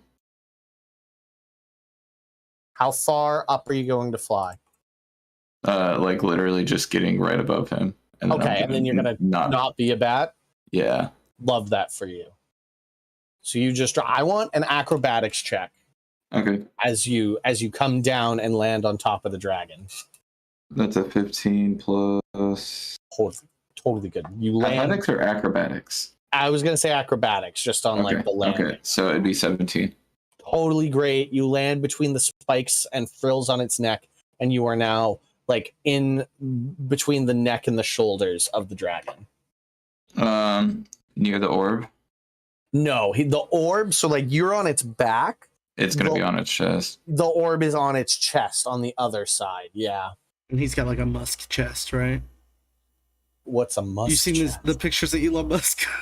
Oh, His chest is gigantic. No, No? I Okay. haven't. Oh, I'm sorry. I think of maybe like, the Kylo Ren square meme, that kind of chest. It's similar. But okay, that's Tim the Tooth's turn. He gets onto the dragon. At the end of Tim the Tooth's turn, the tail's going to swing out and try and hit Velran with a legendary action.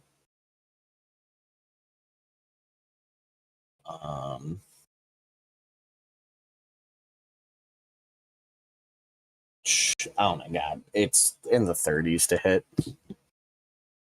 Yeah.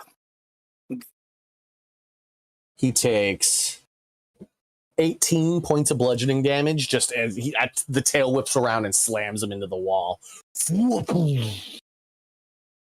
Okay. Who's next? It is Conversion. Okay. I am going to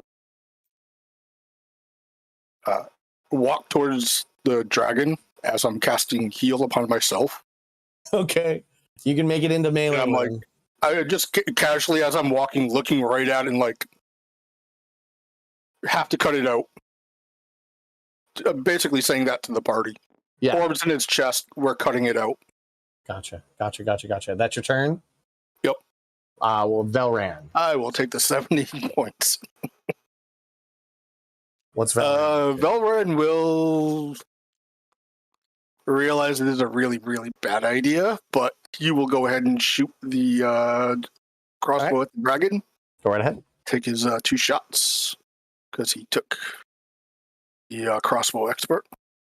First shot, 21. That just misses. Just tings off the scales. Second shot is going to be a little less. 19. That one slams into the wall. He will step past me and into that corridor, into that cavern, and basically 25, 30. Yep. That's where it goes. Yeah. Okay. Awesome. Yep. By the way, I am drawing the flame tongue. I am not activating the fire. You got it. The end of your turn, your and Velran's turn, he's going to make a wing attack. So he just sort of like gets up and starts flapping his wings, and I need Tim Toothy and Conversion to make me dexterity saving throws. I got a natural 20 for 24.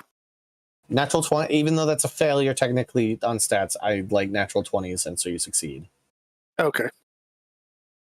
I rolled an 18. An 18. You are going to take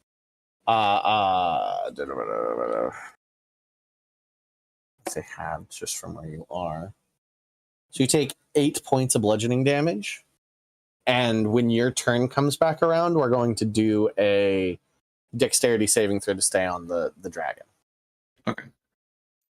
And it is going to use half its movement speed to fly. Sort of, he's not going to actually fly. No, I guess he did detach to use his wings. So he's just going to sort of like circle around and put himself sort of hanging on the cliff side here. Great. That's its turn. No, that's its legendary action. Brings us to Eddie.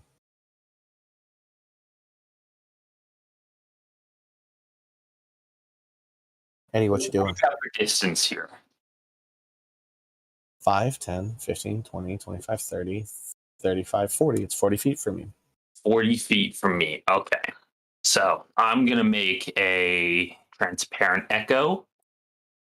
I'm going to make him at 30 feet. Okay. Right? Then this echo is going to walk the 10 feet, 10 feet-ish to get into attack range. Yep. And I'm going to do an attack plus an unleash incarnation, so 3 attacks in total from this echo. You got it. Roll to hit 3 times. 14. Misses. Cheese off the scales. Another 14. Off the scales. Off the scales. This Cody will now walk 10 feet back towards me, so he's in maximum range. You got it.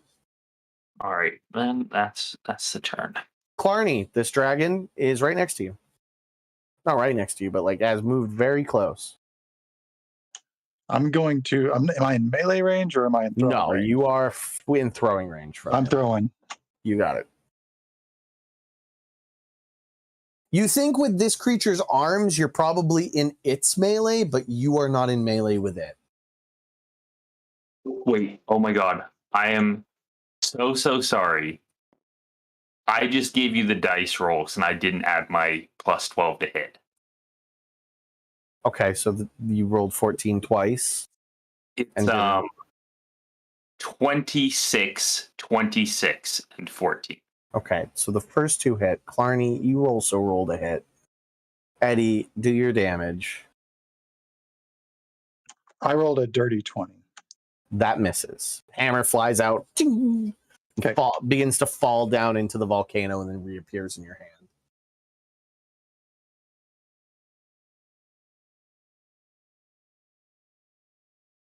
$27 damage. You got it. 2 slashes. You try and carve into around where the orb is. It still looks, well in there, but two slashes.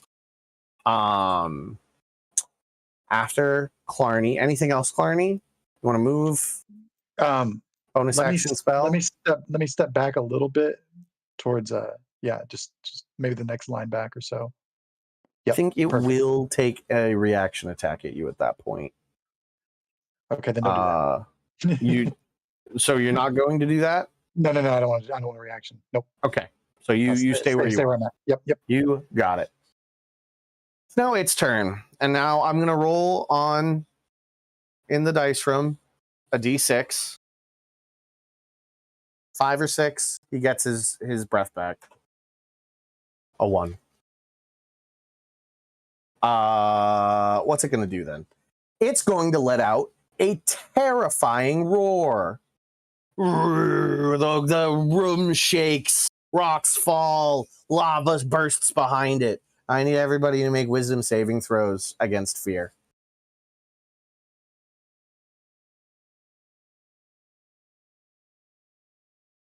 That's a 24 for me. That's a success. I got you said wisdom? Wisdom. It's a wisdom versus fear. 22. 22, success. 18.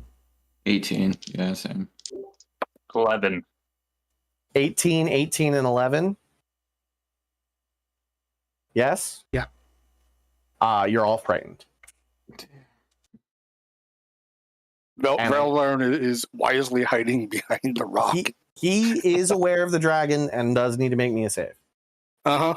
Yeah, and he is going further back into the cavern. Oh, so he's terrified. He has failed. He has failed. Okay, so I got 4 of you.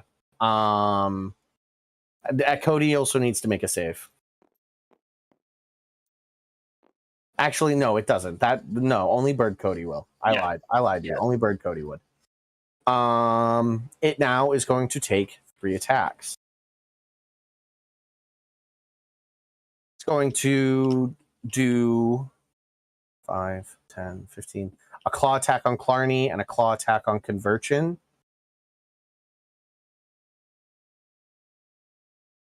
First one on Clarny is a 29 to hit. That does indeed hit. And the one on Conversion is a 35 to hit. If I say no, you're not going to believe me, are you? Nope. You take... Oh, these are D6s. You both take 16 points of slashing damage. And odds or evens, Chad? Odds or evens? Odds. You are being attacked with the bite. A natural 20. Yeah, that hits. All right. Let me know. Wait. No, it doesn't. No, I'm kidding. No. I'm 23 armor class, so that doesn't. I rolled a natural 20. Yeah, I know. So he rolled a 37. Does a 37 hit? Does a 37 hit, Chad? Yeah.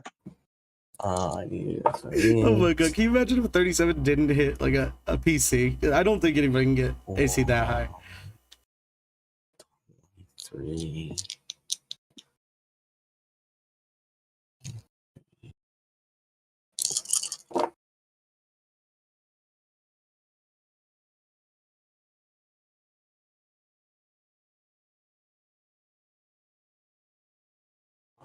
Was 10. That was 22.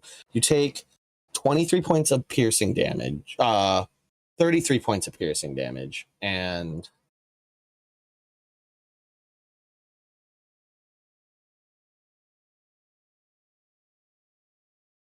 to 32 halved to 16 points of fire damage. Climbing. Let's go. I was just like jaws clamp on you. You just push them out. That's its turn. I think it likes where it's sitting. We bring us back to Craig. All right. I'm going to cast Zephyr Strike. Okay. I'm going to shoot it with advantage, canceling out the disadvantage. Why do you... Oh, because you're fighting. Because of Zephyr Strike. Yeah, and disadvantage. Yep. That's a 22 to hit. That hits. Sneak because of Toothy. Yeah, also Conversion is in melee. Okay, cool. But yeah.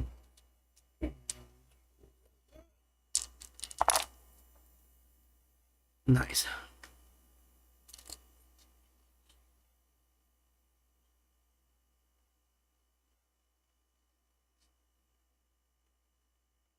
31 points of piercing damage and 2 points of thunder damage. Another arrow just slides in between the scales. It lets out a roar. Then I'm going to take a sharpshooter shot with disadvantage. Okay, just, fuck it, we ballin'. Yeah. And I'll miss. Okay. And I have Skates off. 60 feet of movement now because of Zephyr Strike, and I'm going to go away. My intention is to try to come back towards the dragon, but I'm not going to be able to until I break the fear. But I mean, I saw the light as we passed through that, or I see light, right, coming from here. Yeah, so, you see light coming from here. Yeah. So yeah, that's me. Do I? And you make a save at the end of your turn. Wisdom? Yep. I failed again. Okay, still afraid. Yep. Brings us Tim the Tooth. Tim the Tooth, make me a dex save as you're sort of like starting to slide off the dragon's back. Fuck, dude. Natural 19 plus Nice. 2. So you grab onto like a little back spinety. And what do you want to do with your turn, buddy? So I'm still holding on. Yeah, you're still holding on just fine. And I'm feared. You are feared, which means you have disadvantage on these attacks. You're like, just can I just do the thing where I'm like scared and just like holding on even like tighter? Yeah. Just closing my eyes. Yeah. Oh God.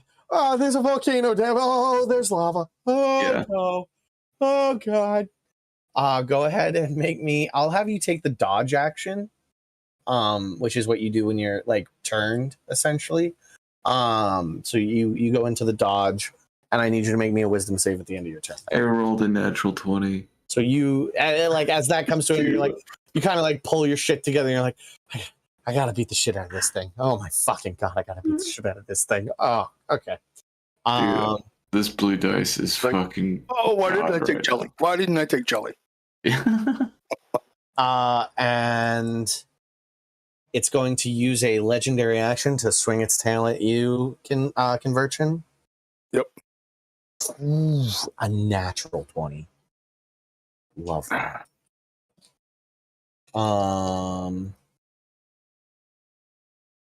Hail is a D8.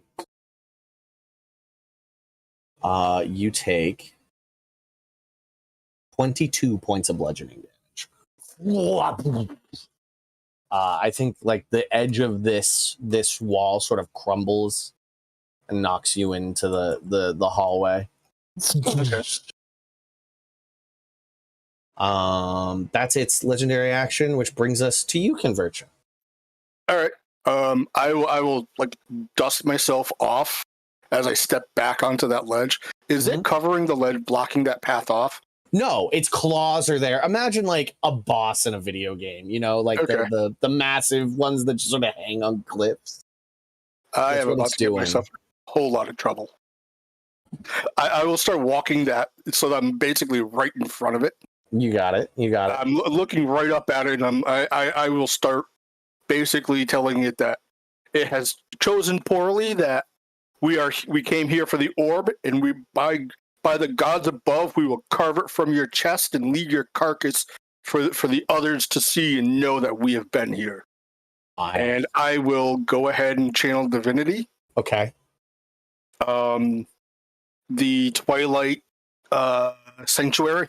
Okay. So that everybody within 30 feet can have the effect. Right, when they end their turn within 30 feet, they can either get temporary hit points, or they can end one effect, causing it to be charmed or frightened. I'm going to say that Tim the Tooth is in that as well, by the way. Okay. And then I will cast Spiritual Weapon as a bonus action. You got it. And take a swing at it. And I'm probably not going to do so well with that, but great speech, and then this like emanation of your divinity roils out from you, and like the stars. Melee spell attack is a 25. That hits. Okay. Are you aiming for the gem? Nobody has clarified that at all. So these have all just sort of been like various hits. It manifests as a sword. You got it. It's goes like it's attempting to carve the orb out of its chest. As a note, I'm going to raise the AC by 2 for the orb, but you still hit. Okay. Cool. Hang on a second. Where did that go? There it is. Minimum damage, 5 points. Okay. You sort of like open up a little area around the orb. Next up is Eddie. Oh, I will take the temporary hit points. Oh yeah, and what's Valran doing? Just sort of hiding there because he can't get any closer? Is he going to sprint deeper into the cave system? He is going to sit there and cower behind the wall, take deep breaths. And then at the end of his turn, he will shrug off the fear, the frightened. Perfect.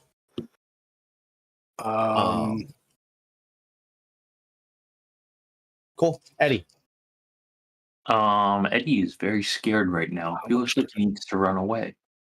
You don't have to run. You can cower right there. Like put your back to it and like cower, or like move deeper into the hallway and cower. You don't need to take your whole movement though. You could take a disadvantage javelin or crossbow. Ooh.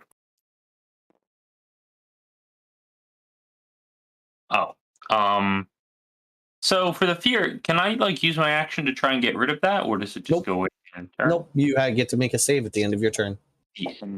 Okay. Well then, I guess Eddie's going to attack. Eddie's going to stay right here, but Cody is going to attack, I guess, with disadvantage because I'm doing the attacks. Okay. I will say Cody can move closer, as you are not moving close. It's fine. It's just let Eddie move closer. All right. So you take 3 attacks at disadvantage. The first one is 15. Miss. The second one is 16. That misses. And I'm not going to take a third attack. I'm not going to use an Unleash Incarnation here because you got it. Disadvantage. And you were adding your numbers there? Thank you. Oh my gosh. Were those at disadvantage? So the what was the first one? 14? 15. 15. They both hit. If you're not adding your numbers, David, then they both hit. Yes, then they both hit. Why aren't you adding your numbers? Just reading it from the dice roller, I keep forgetting to do the plus whatever. I don't know why. It's weird. Just brain's not working. Okay.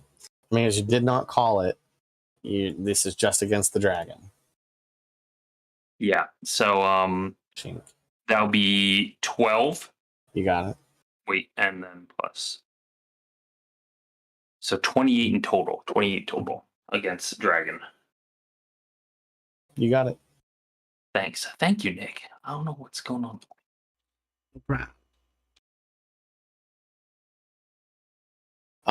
Cool. Eddie, anything else? No.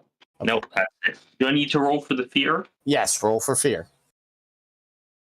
Wisdom save. That is going to be 13. That's a failure. You're still feared. Clarny, it swings. It does like it uses the momentum from hitting Conversion with its tail, brings the tail around to hit you with a 29 to hit. Yeah, that hits. Yep. You take 18 points of bludgeoning damage. Whop. And it is now your turn, Clarny. All right, I'm pretty hurt, so hold on a second.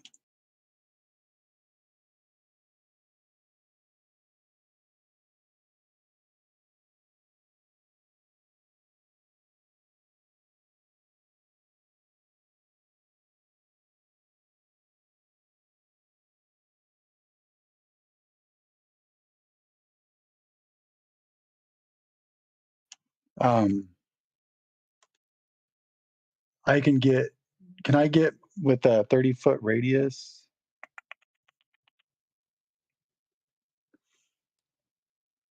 5, 10, 15, 20, 25, 30. Yeah. Yeah. It's about a 30-foot radius. Yeah. I'm going to do... 30-foot oh, wait, you've got a 30-foot diameter. Or is the squares not 5 The squares are 10 feet. Okay. Yeah. So I'm going to do a mass cure wounds on us. Okay, so that's Eddie. Just I don't know if Eddie's hurt. It's mostly Conversion and Tim Toothy. Yeah. Yeah, everybody got hurt. Everybody got hit by that flame breath. So everybody can take some healing. So it's going to be a 3d8 plus my spell casting ability modifier. This is wisdom. Plus 3. That's going to be...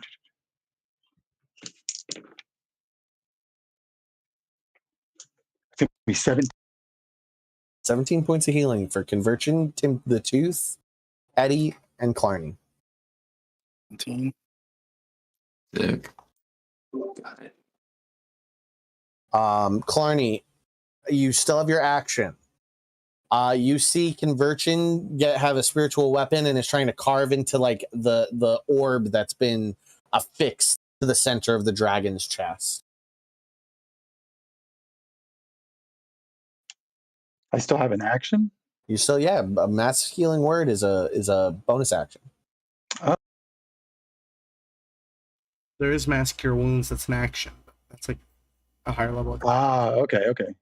Yeah, that's like a 5 spell, isn't it? So what do you want to do, Clarny? I'm gonna aim for the spot with the hammer. You got it. You try and dislodge it. Yep. You're pretty, you're a forge cleric. You're pretty calm. You know magical items don't necessarily shatter. You feel pretty confident. So I rolled a natural 20. And so that roll would be double damage. And that would be a 23 to hit. So roll double damage. I'm sorry, the orb and the dragon are not giants. I apologize. Right, I know they're not. I know. It would be much more than 23 to hit, Chad. If you rolled a natural 20. Yeah, with a natural 20. With your belt like and 30 something. Yeah, it's make sure you're adding your numbers right. Yeah, I am. So it's going to be 3d8s plus 10, right? So Yeah. Yep. So it's going to be 28 29 total. 29 points of damage. That's really good. You see as the hammer slams and then begins to fall and reappears in Clarny's hand. Conversion, you have the best view of it. The orb sort of dislodges and seems to be sort of like hanging slightly out of the dragon's chest. And it looks down and looks back up and growls at you all. Looks a bit more than halfway dislodged from its chest, Conversion. Okay. The instant fear you have is what if it's dislodged somehow and falls? There's a reason I'm standing right where I am. Yeah. It is about 5 to 10 feet below you, like where he's hanging. It's like beneath the cliff. He's below us. Yeah, so like imagine, you see his big neck. Imagine his claws are just sort of hanging and his neck and head are up on the cliff and his chest is about 5-10 feet, like next to the cliffside, but far enough away so that like Clarny can sort of lean forward and throw his hammer and it'll like from top sideways slam and hit down. And then it fall, like the hammer continues to fall, disappears, reappears in Clarny's hand. Okay. So just so that's cleared up. Next is its turn. We roll a d6 in the dice room. On a 5 or a 6, he gets his breath back. Plates open. It is going to beat its wings and fly back, and which allows Conversion and Ekodi to make attacks of opportunity. And Tim the Tooth, you just go with him. You're just going for a ride, buddy. Second, I do believe I can actually cast a spell at him. And I will let you. Oh, with a spell, that's even better. With a spell that you definitely can aim for the orb. Even melee, I would let you aim for the orb because it's sort of like flapping its wings and flying up, and like the orb will fly past you. Eddie, what would you roll for an attack of opportunity? Are you taking one? I will take one. And is this at disadvantage? It is if you're still feared. Yep. All right, so that'll be. Hold on a second. 18 to hit. That misses. Okay. All right. Let's see if we can hurt him bad. Are you aiming for him or the orb, Conversion?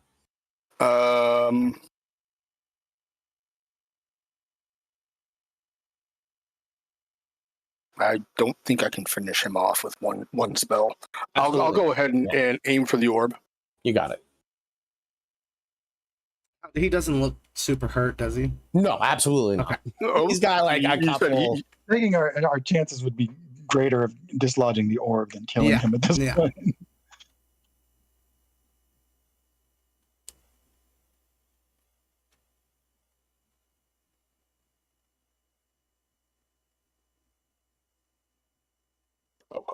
Sorry. Yeah, well, I'm waiting on you. 29. That hits. Yep. Okay. What is it? A guiding bolt? Yeah, it's upcast. I forgot to say I was upcasting it.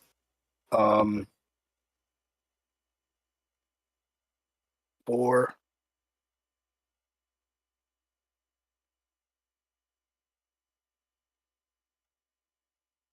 That's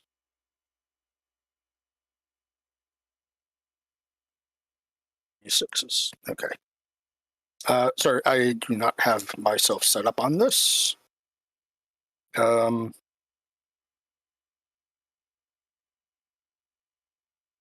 here.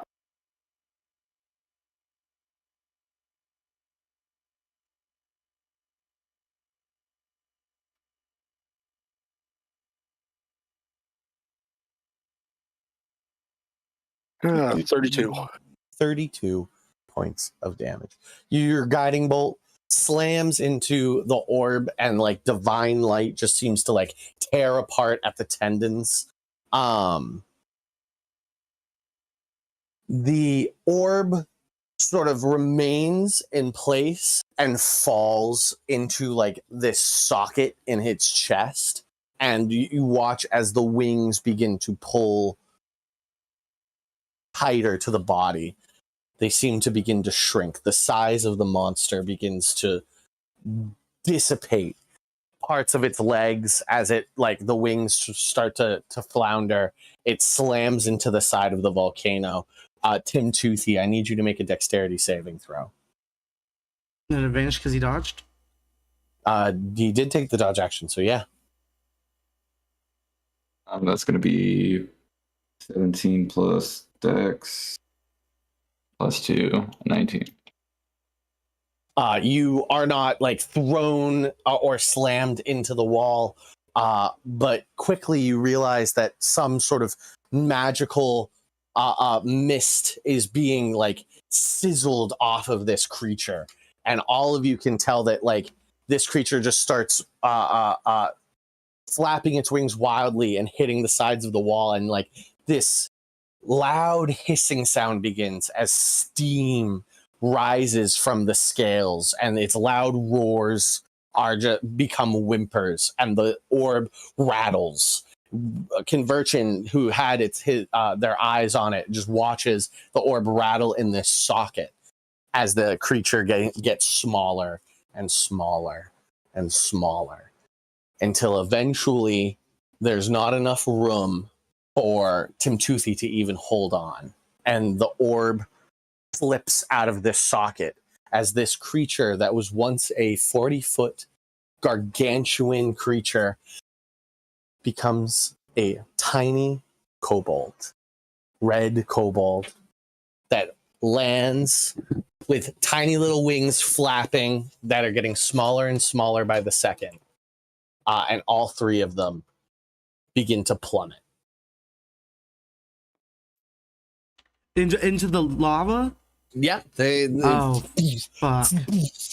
and then they like shrink, and probably about like 20-ish feet above Conversion and Clarny and those on the cliff. The figure of Tim Toothy starts to slide off. The orb pops out and begins to fall, and a creature that many of you have seen kobolds, Tim the Tooth obviously instantly recognizes, but like a red-scaled kobold, I mean, with that's tiny little wings, you know, all begin to fall. holy shit. What do you guys do? What do you guys do? And he sends his whip out to make a platform. Are we still on initiative? I think this is loose initiative. Loose initiative. Okay. Am I still People feared? falling. I still have my No, I say the channel timer's divinity gone. up. Yes. I assume I still have my channel divinity up. You do. So I'm in dim light. I give myself a flying speed equal to my moving, and Yeah. I will move to grab Tim and hopefully the orb.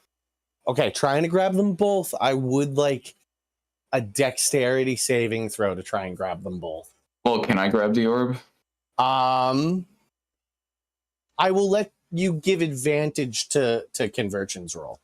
Sound Sweet. good? Yeah. Okay. So regardless, he's grabbing Toothy, but this roll determines on the orb. That's my thoughts. Yeah. No matter what, Tim Toothy gets grabbed in this moment. No roll needed. It's to see if the orb slips past you and starts plummeting. 18. 18. You know what? I'm going to see if the kobold is going to try. I rolled a 15 with his sleight of hand. Just like the kobold tries to like scrabble for it in the air, and Conversion, you watch as this kobold, eyes already blackening, the scales beginning to wither and go matte instead of shiny. Time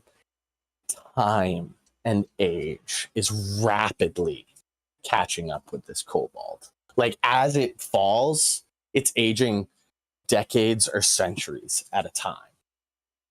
By the time it falls past you, you holding the orb in one hand, Toothy held by the scruff in the other, and the kobold falls past, scales are flying off as the deterioration of the kobold like goes to the decay stage, falls, and by the time it hits the water, not the water, the lava, it's little more than a skeleton.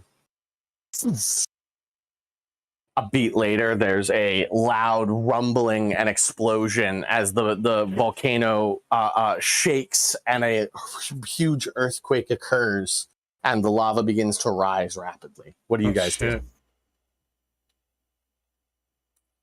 There is somewhere in here a horde that you now have a clock to find and loot. I if will that is say, any of your Sean, intentions. I'm gonna blow a spell slot, and I'm tiny because I was scared and was gonna reduce myself.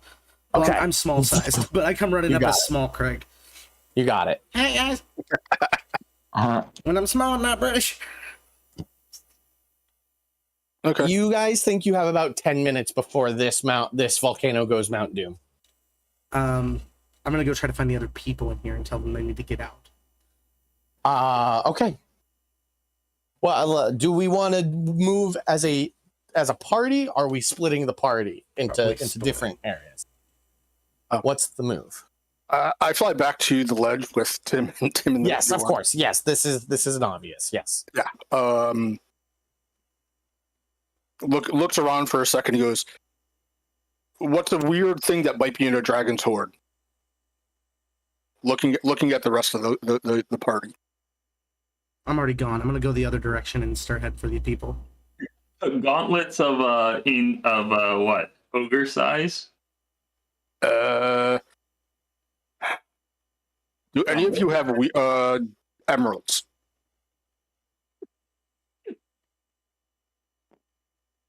I do not have an emerald. I have a question, Sean. Yep. I have a gem-encrusted cup for Hero's Feast. Yep.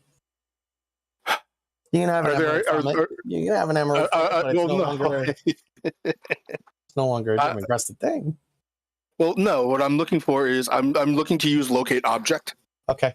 See if I can. I'm trying to pick something that is likely to be in the horde. So you want to do an encrusted goblet? No, I've got the encrusted goblet on me. Okay.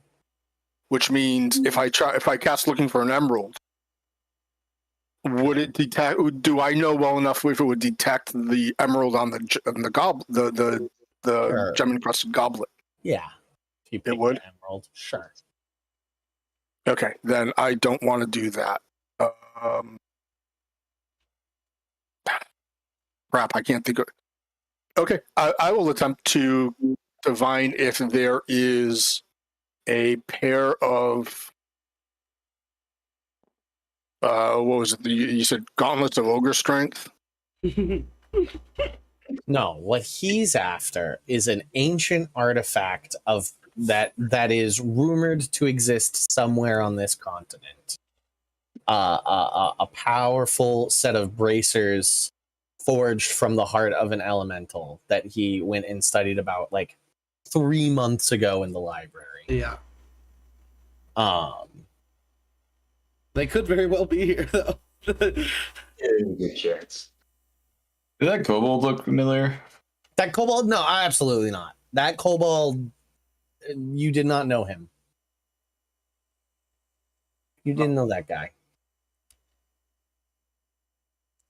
Did I, out of curiosity, looking at the map, having a bit of extra knowledge, that channel off to the left, did I get a chance to see down that when I was going out to get Tim off to the right? Oh, out here. Sorry. You want to see out here?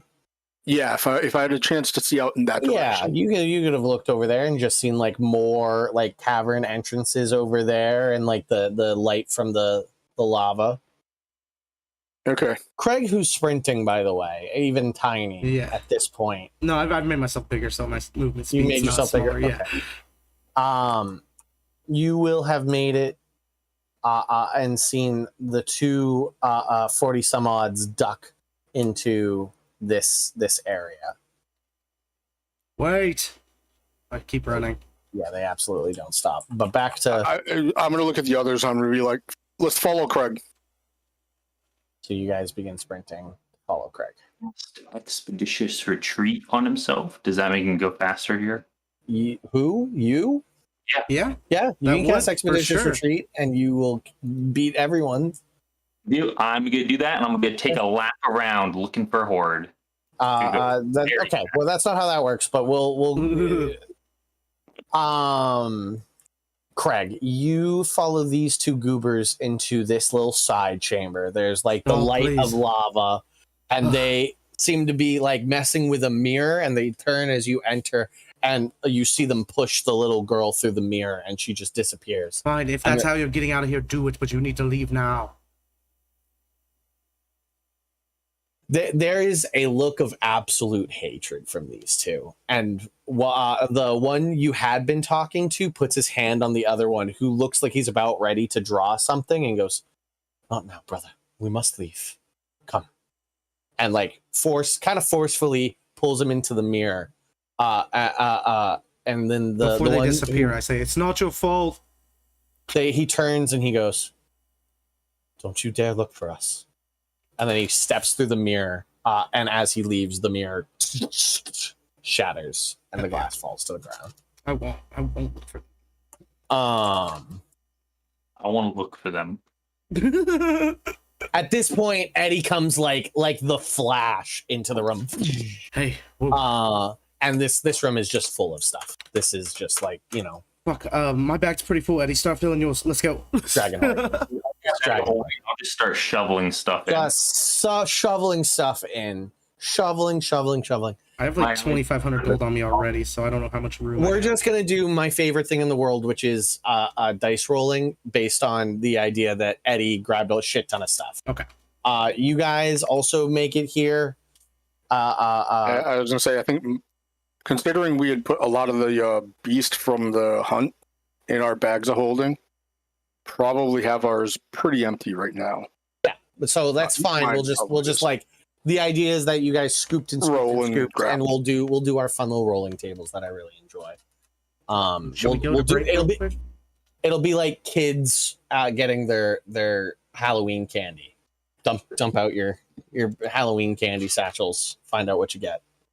And you guys run out. You guys run out of the volcano's entrance back the way you came, and as you guys, what? Is there time to grab a cart? No, the volcano's erupting, bro. Yeah, the volcano's erupting around you. Man, that dragon burnt those carts up, remember? Yeah. Eddie, if you want to try and stay and fill up a cart, I'll let you. Well, just grab an empty cart. An empty cart? The cart room's was all burned down. I'm just saying, it's a waste of funds. Eddie. You guys begin running down the mountain, like following the path as the volcano erupts behind you. Lava pouring down the mountainside. The earthquake shaking the mountain, kind of shaking your footsteps as you run. And then you guys make it like a mile, 2 miles away from the volcano, just full sprint. And the earthquakes seem to fade. The black smoke continues to rise from the volcano, but it seems to have died down. And as you walk towards the village, do you guys want to go to the village, actually? I mean, or we have to get to our boat. Yeah, you do. It's outside the village. Cool. So you guys walk towards the village, and there are like a bunch of people just sort of like outside the village walls staring at the volcano, like all of them talking, and like, some are on their knees crying, some are praying in Draconics, some just sort of like have their mouths covered and are staring in shock at the volcano. You guys just sort of like push past all of these shocked onlookers and head towards the docks. What do you guys want to do? Do you want to just go straight to your ship and be like, not our monkey, not our problem? Or do you want to go talk to the village? I want to talk to at least the adventurers. He wants to call out for his parrot. Your parrot. That's what you follow to the adventurers who have caged your parrot who's yelling, "Help me! Help me! Help me!" And there seems to be a meeting of a bunch of the hunters, probably about like 16 of them, and the Jeff Goldblum looking elder in the hunter's lodge. And you guys just sort of all come in, and the discussion dies down. It looks like a war council. And as you all enter, the discussion dies down, and everybody just sort of like frowns. Notable exception, Jack is not here. Everybody else, Gums, Evram, the great sword guy's there, the bow guy's there, a bunch of other individuals, but Jack seems to be missing. Sword Council. Maybe he's too young. The Jeff Goldblum looking elder kind of steps forward and goes, "What is it you have done to Veer? You've angered him." We did him. You've been bamboozled. Veer. In their native language, I explained that he was a kobold and a fake elder. He was a false god. False.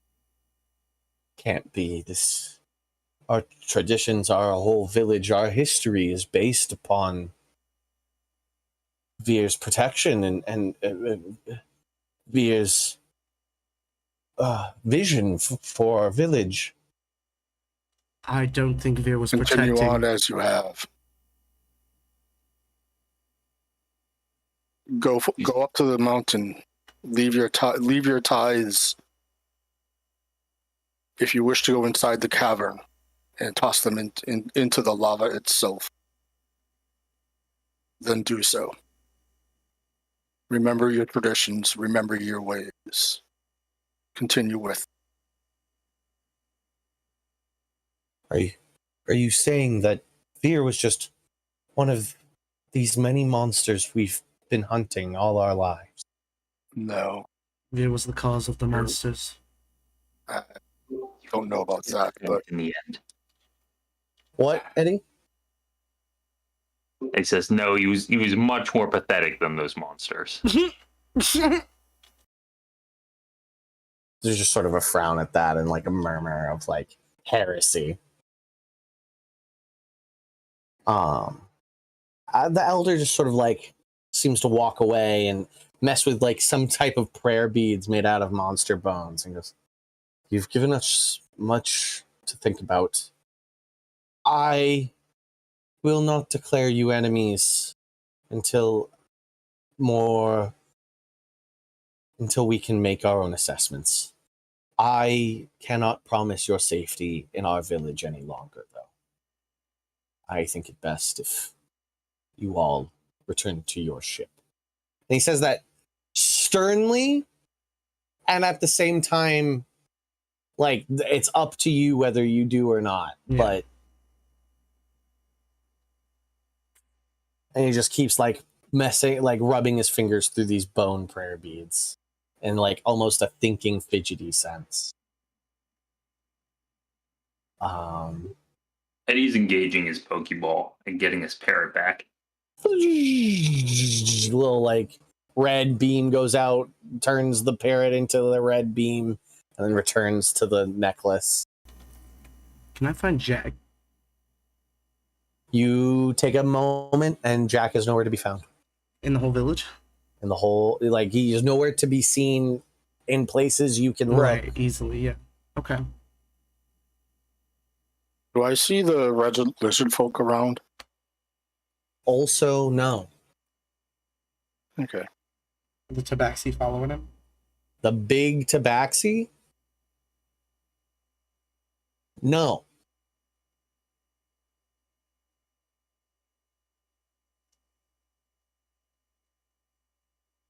Nope. The three, I guess everybody but Gums. Gums was noticeable and you all liked Gums. He's the one you see. The other notable characters from this place, all not present currently. All right. I Very guess well. we head back. As I said,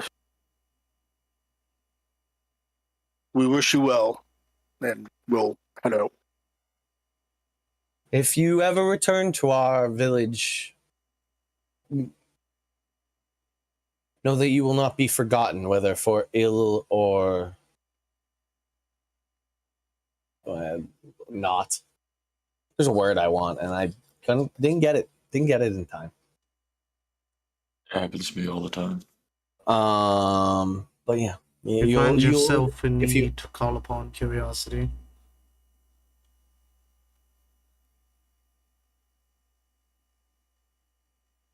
travel well and make good choices.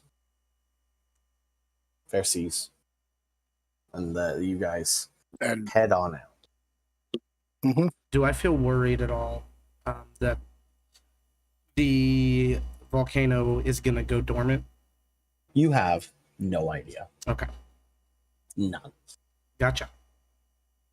The steam vents seem fine.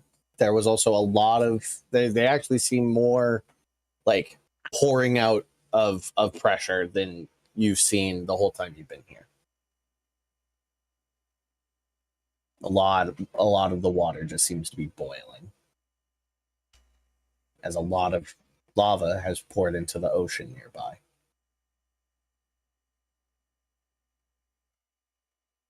Right. You guys head back to the ship, and that's where we will end today's game. Do you want to roll for things like here, or do you want to end and roll for things after? We can roll after, and if there's anything of note, it'll come up.